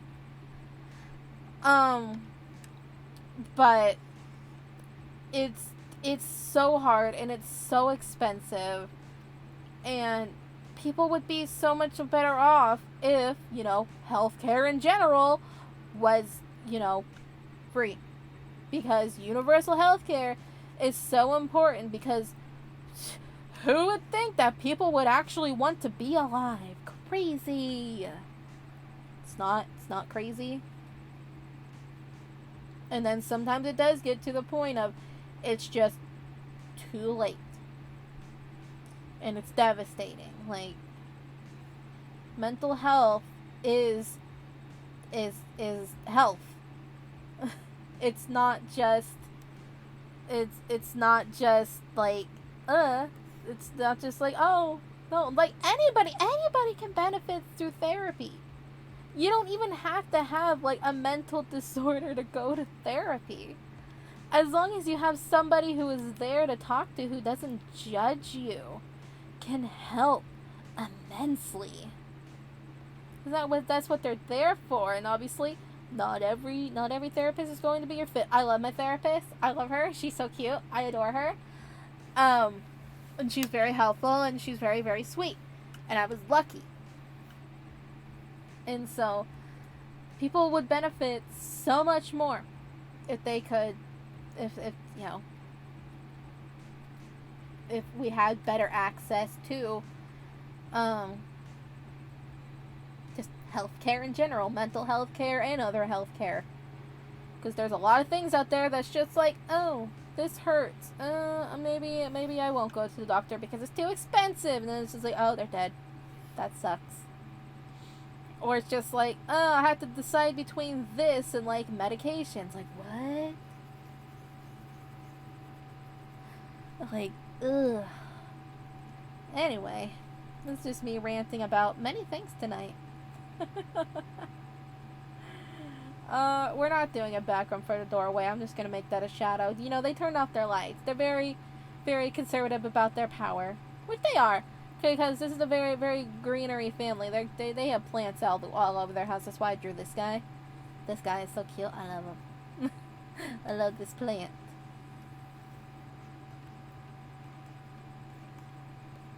That's the thing I love most about Zen. His love for plants, because that means I get to draw them. What type of plant is this? I don't know. But I like it. Anyway, I think it's time for toning. Oh boy.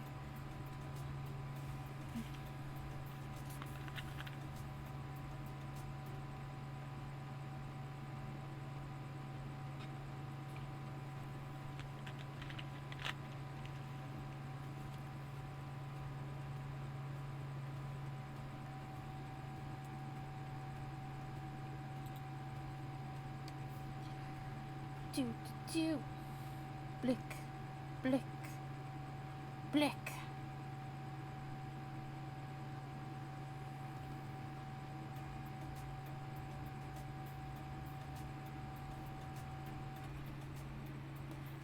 Blick. Blick. Blick. Blick. Kingston, you're a handsome man. Oof. I don't know where that... Oh, so I'm just gonna delete you. I didn't want you anyway. Alright. Alright. Alright, let's do this. Let's go! Kingston's skin, I believe, was 20?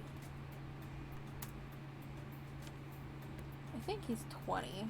Might be 15 or 20. I'll see how he compares to his kids. His kids are... Their skin is 10.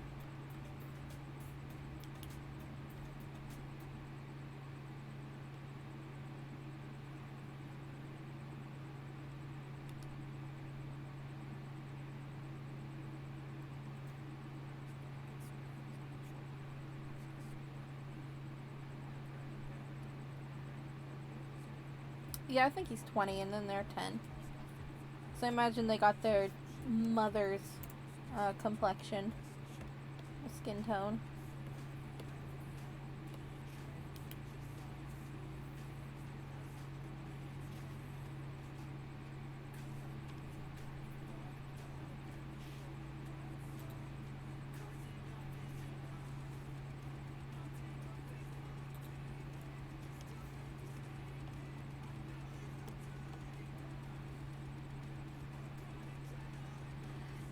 Cutie little boobs. That's what you are.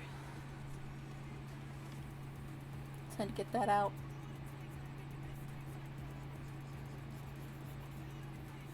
Whoops.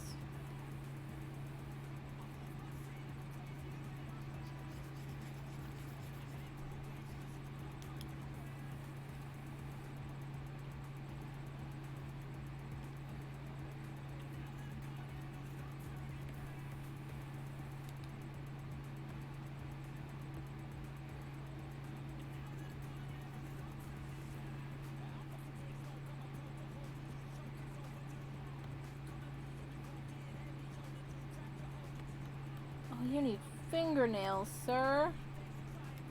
I'll give you those in a moment.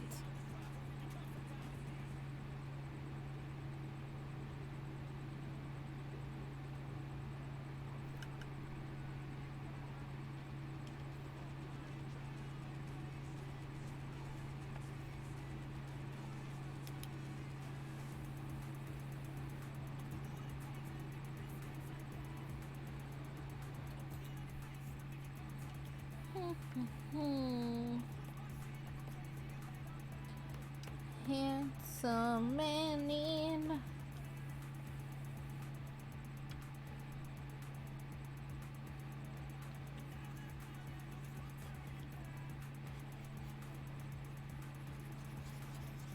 There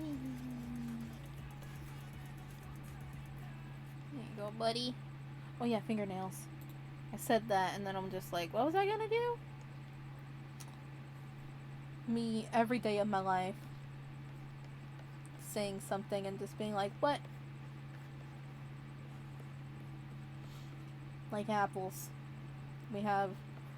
That is forever gonna be an inside joke here, are apples. As if you don't know, the drawing I was working on last night, I literally named it Apples. It was called Apples.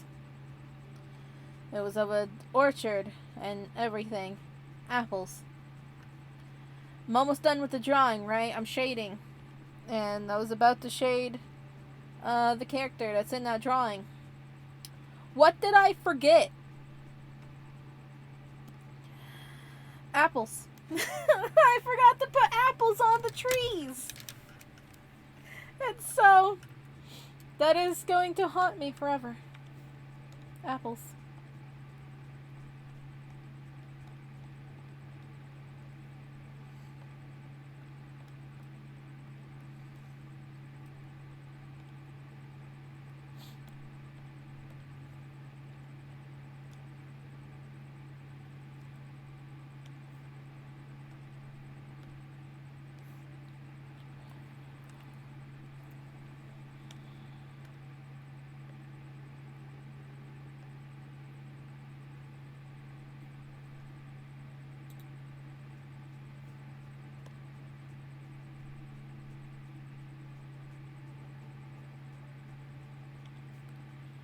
Kingston, you're a handsome man and I love you.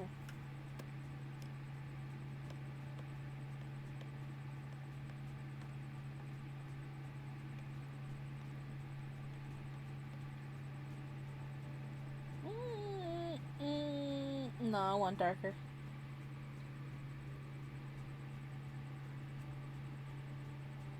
Yeah, 40 is nice. 40 is nice.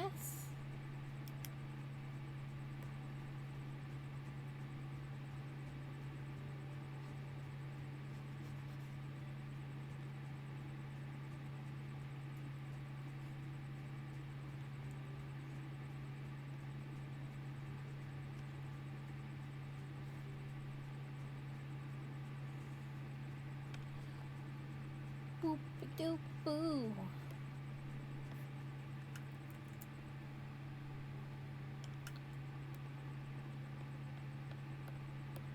I love this part. It's just everything comes together, everything gets filled in. It's just like, it's nice. This is nice.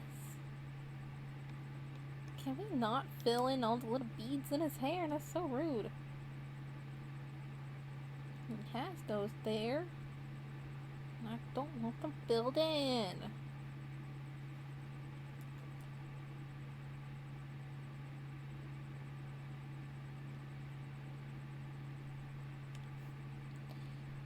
Ready to get transformed? Bam.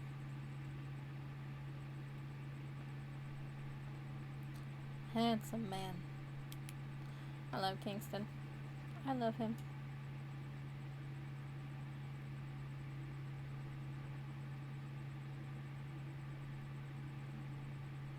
No, this is just a drawing.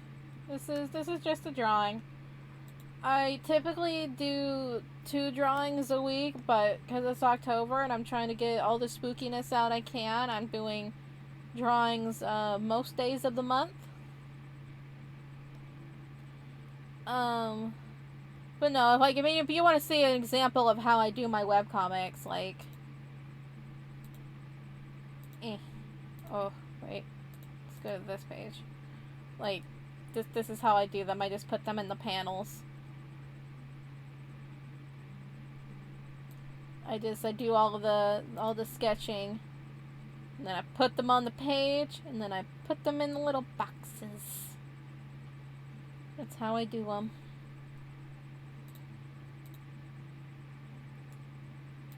And then sometimes it does this thing, and I hate it.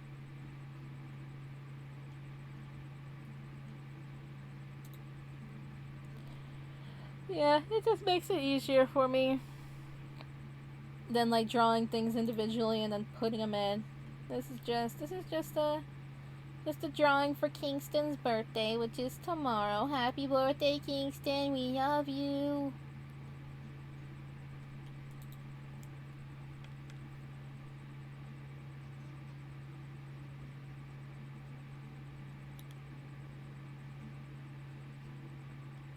The next birthday? Who's the next birthday we have?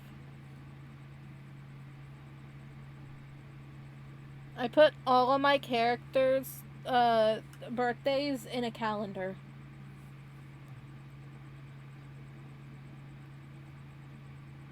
Is it Kagami's birthday next? That's next month? I thought I had another one. Did I not put Carter this month? When's Carter? Oh, Carter is in December. We got 2 birthdays in December. Alright.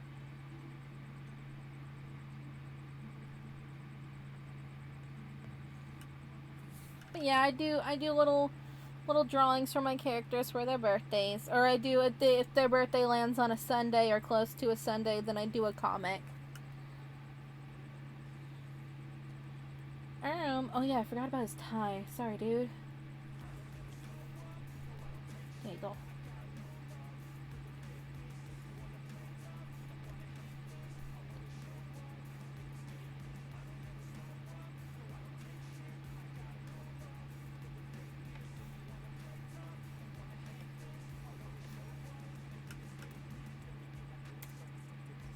Where is the comic set? Like, location? Or what are we talking about? So I imagine location, and they're like kind of in like I imagine like Northern California, kinda, because like it snows. It snows there sometimes. But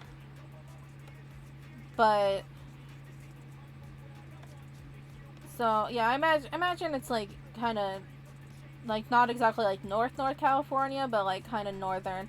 I found like this little spot that was like perfect, and it was called Eureka, California, and I was like, wait, it's really nice because it's by the ocean, kinda, which it's by the ocean.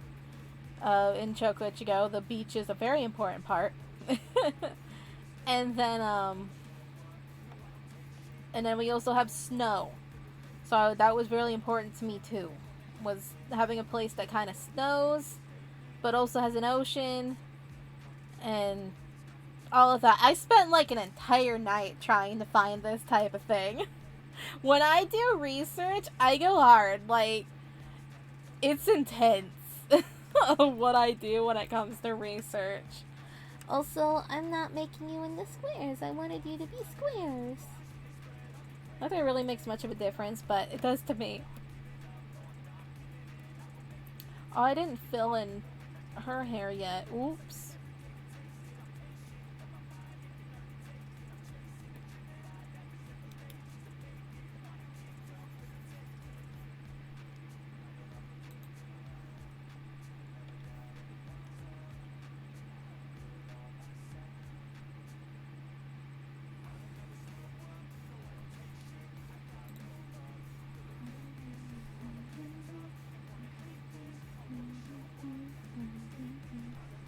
Oops.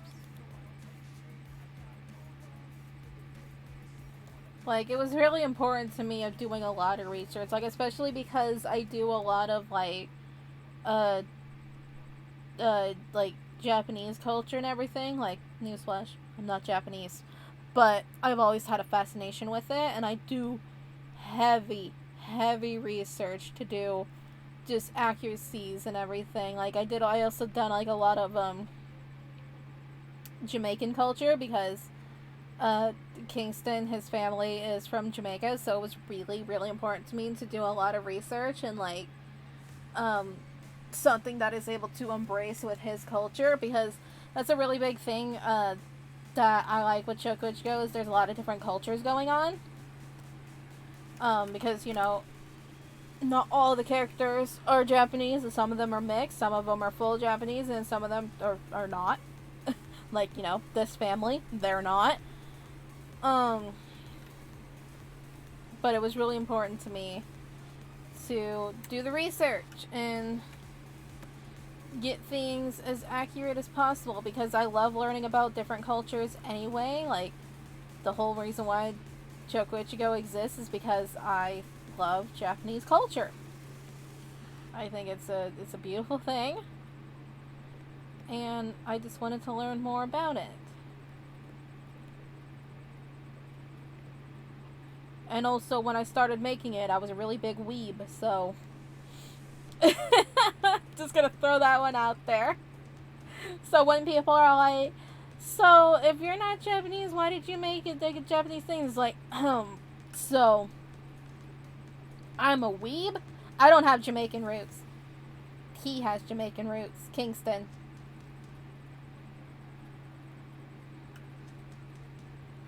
Also, I put this. I don't want to do that. No, I am white. I am white. Very white. Just white. And that's why it's even more important to me to have accuracy as to things, because I understand I'm a white person taking on the things of other people's cultures, but that's the thing of I like to learn about cultures, and I want to do everything I can to shine a light on those cultures.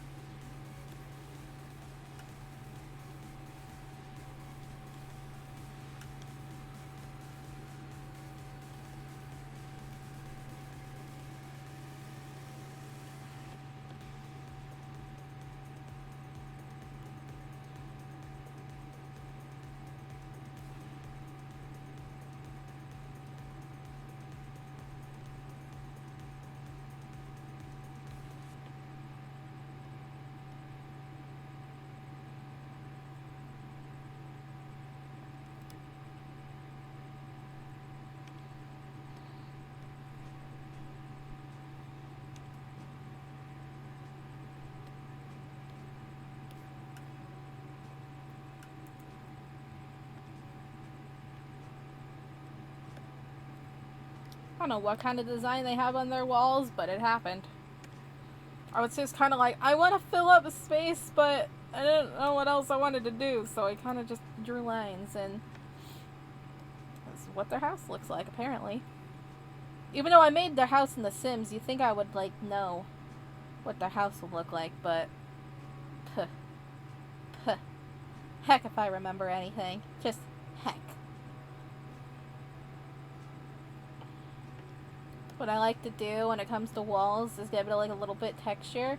And I use noise, and I usually use 1 or 2 for noise, and it just gives it like that little plaster texture on that walls have. And I love it.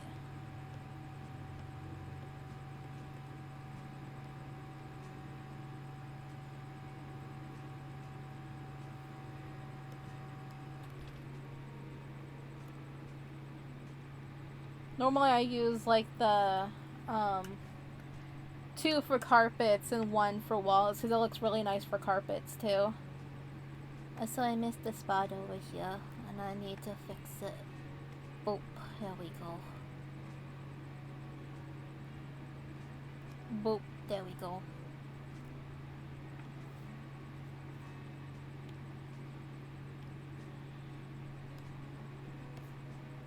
Alrighty.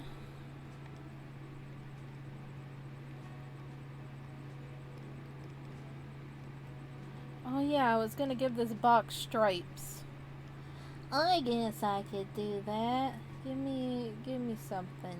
Give me a 25.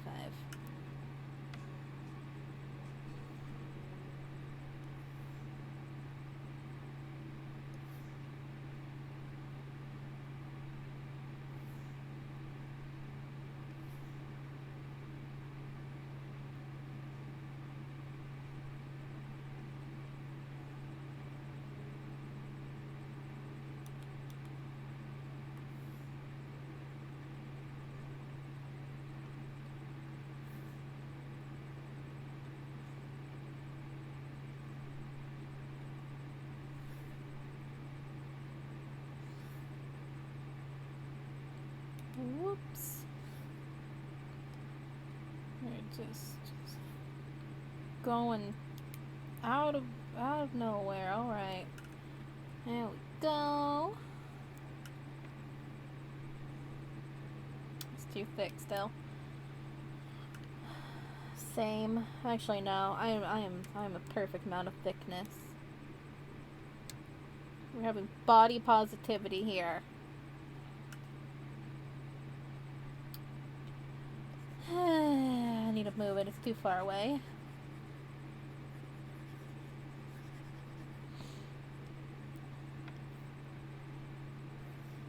There we go. That's better.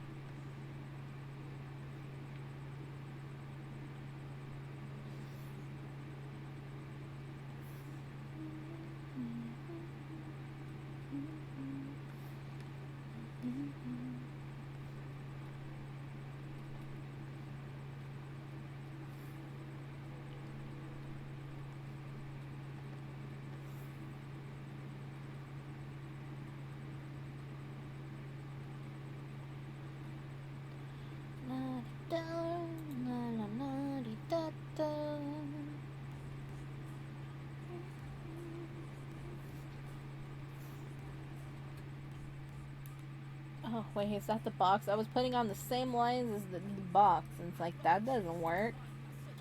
Ya goose. Do I not have another 15? I guess I don't. Alright, I'm making another 15 then, I guess. Ugh.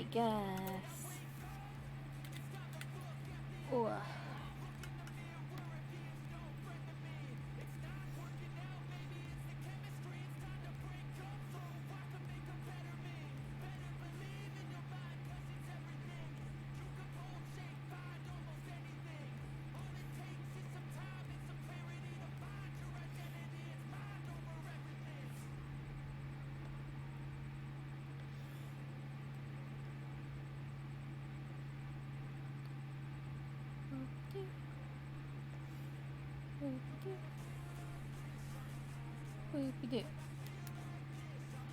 Good enough for me. Good enough for me. Oh, so that doesn't make sense right there. Okay. Okay. And I missed a spot right there of a shirt. Oh my goodness. I have not been to Japan. I would love to go someday, but I want to work on my health better before I do that, because I know when I'm there, I want to do everything.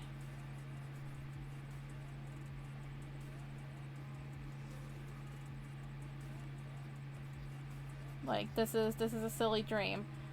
But oh, someone's spot right there on the wall. Oh my goodness. What am I doing? Who am I? Person that misses spots. Yeah. But like, my ultimate dream is to like, okay. I have my one dream of, you know, no, I have not been to Asia either. The closest thing I've ever been, and I was like an infant, I was like, you know, very, very, very teeny tiny. I was in Guam. That's the closest to anything that I've been to. Which, there is a really big Japanese population in Guam, so there's that. But my biggest dream is to, you know, be able to go to anime conventions. That would be really cool as like a guest. Like, that is a really big dream of mine. But to be invited to anime conventions or just like comic conventions or something like that in other countries, especially Japan, that is my ultimate dream. Will it happen? I don't know. But I think that would be really, really cool. Ooh, I forgot this line was really big. Ooh, auto say boop, boop, boop, pistachio, yeah.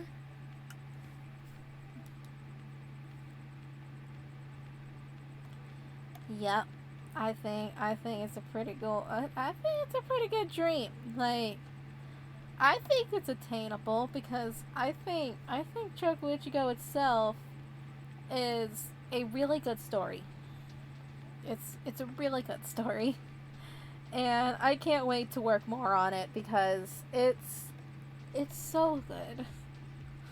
Like, it's one of those things of like, I find myself when I'm like going through the script of like, oh, what's the last thing I did? And I just keep reading. And that's really hard to do when it's your own work of like, you just keep reading it. Like, that is so hard to do, but it's good. And when you actually say your own art is good, it might actually be good.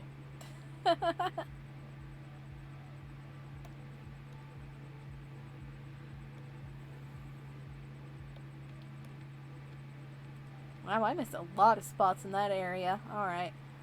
Alrighty. We're good now, though, I think. Maybe. Yes. And then we're cheating, because I didn't feel like drawing their living room. It's black. It's black. We darken up the thing. And then we drag it down.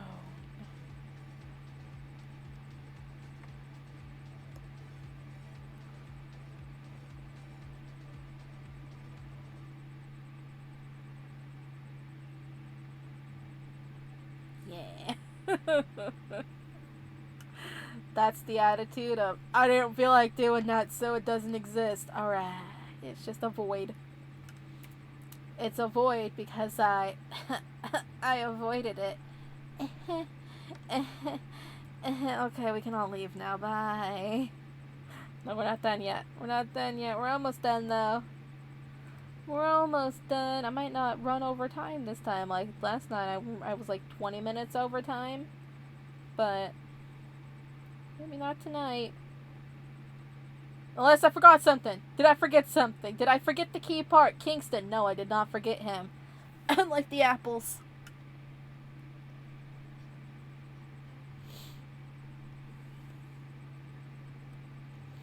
I need to have like a apples emote someday.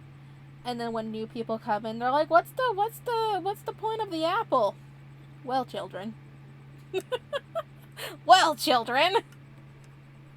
We're going to learn a fun fact about me today. It's that I'm freaking clueless and I forget about things. And I have ADHD, so...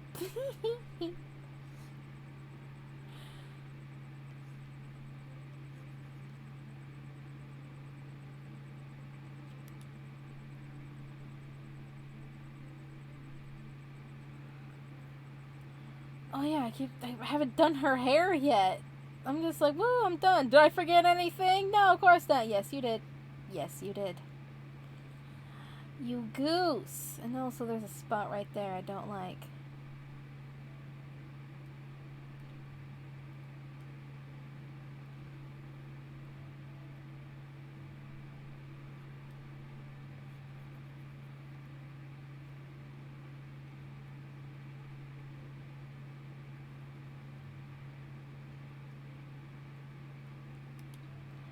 Well, thank you for stopping by. I appreciate it. It was fun. We talked about a lot of things.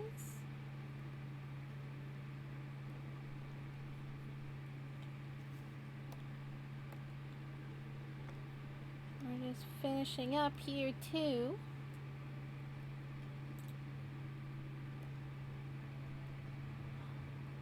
I hope so. It was a lot of fun. We have more topics to cover. And hopefully nothing that will get me in trouble. Because I talk too much. But that's just the ADHD way, isn't it? Oh, yeah. Miriam, get over here. I need to do your hair. Take your dad's hair. Did I do Zen's eyebrows? No, I did not. No, I did not. There you go, buddy. Here's your eyebrows. Here's your eyebrows. There you go, baby. And then here's your sissy eyebrows. And your hair.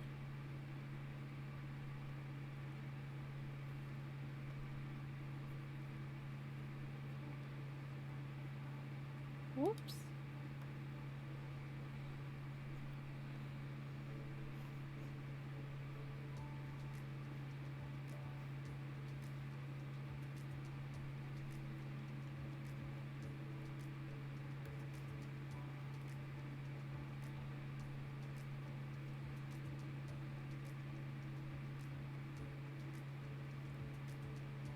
Oh, you have a lion on your face. You don't need that, ma'am. You don't need that on your face. And then this. Right there.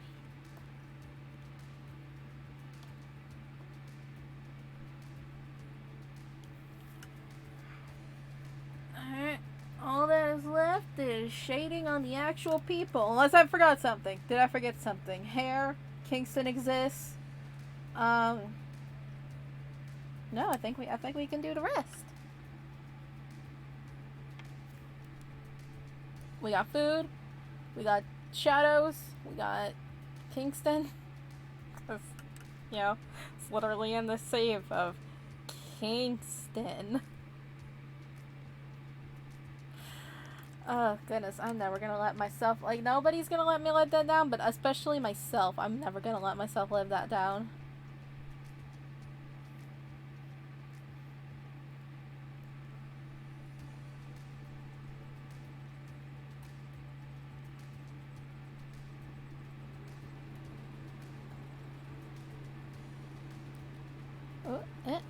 Autosave!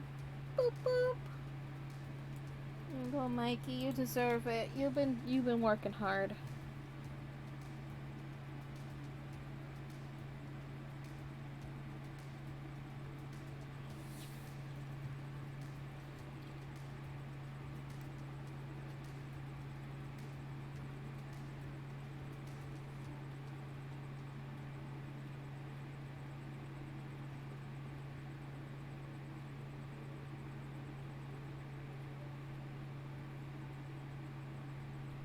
Kingston, you're a handsome man and I love you.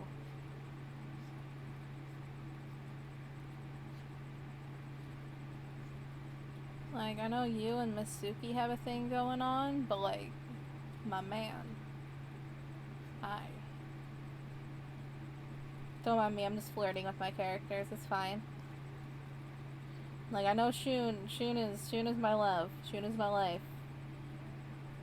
But, Kingston.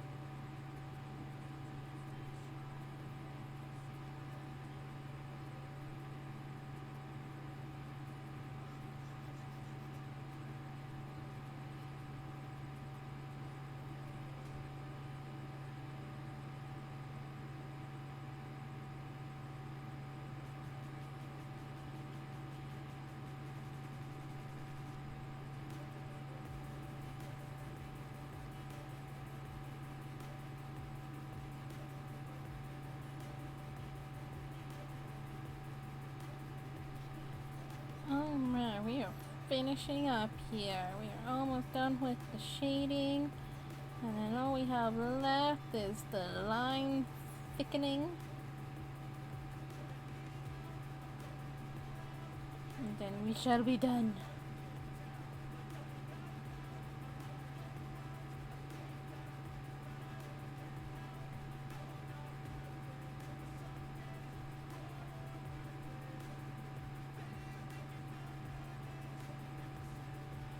Like, accentuate muscles over here, because Zen, he's very muscular. His dad, not as muscular.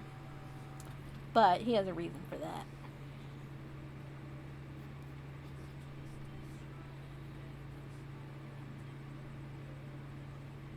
And then, of course, Miriam is the strongest one of all.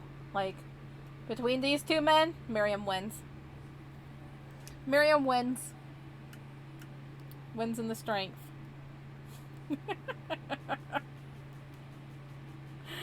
That's adorable. Because Miriam is queen. She wins.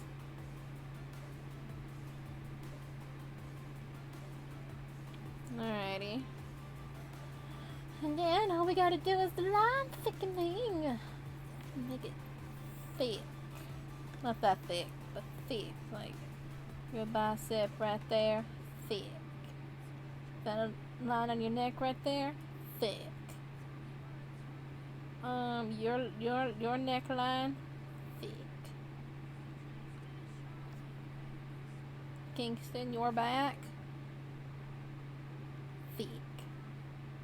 And then, do I want to do your neckline? Do I want to do a hand? I think I might do your arm right here, thick. And then over here, thick,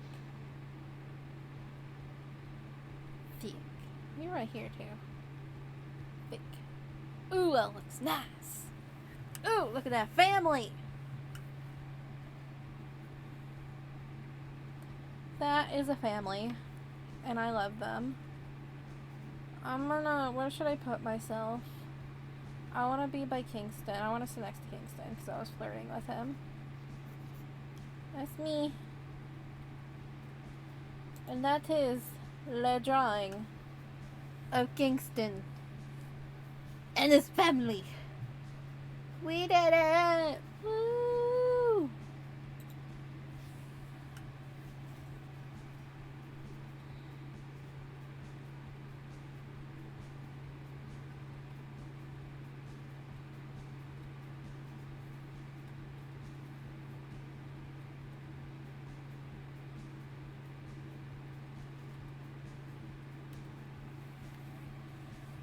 Yeah.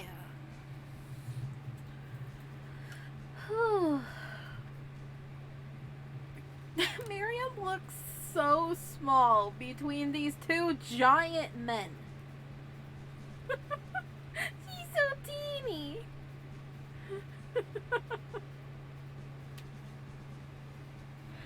I mean, they're both like past 6 foot. Like, I think I made Zen like 6'3", 6'4", and Kingston, I think he's like 6'6".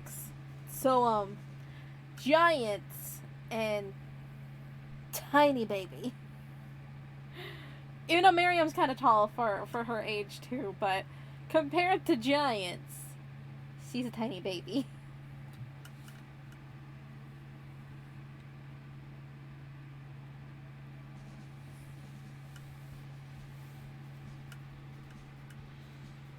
Oh, goodness. I love them, though. They're so cute. I love this family. I'm so happy that I added in Kingston and Miriam.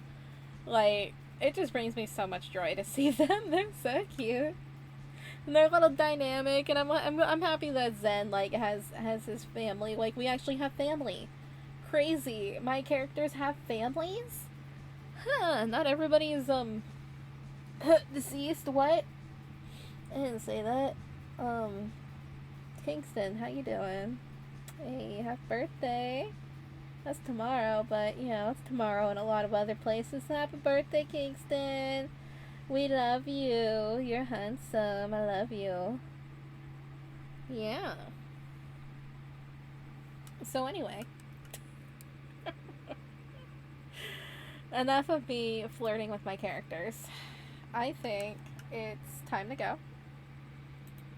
And I appreciate all that stopped by. Go ahead if you're here and you haven't yet, drop a follow.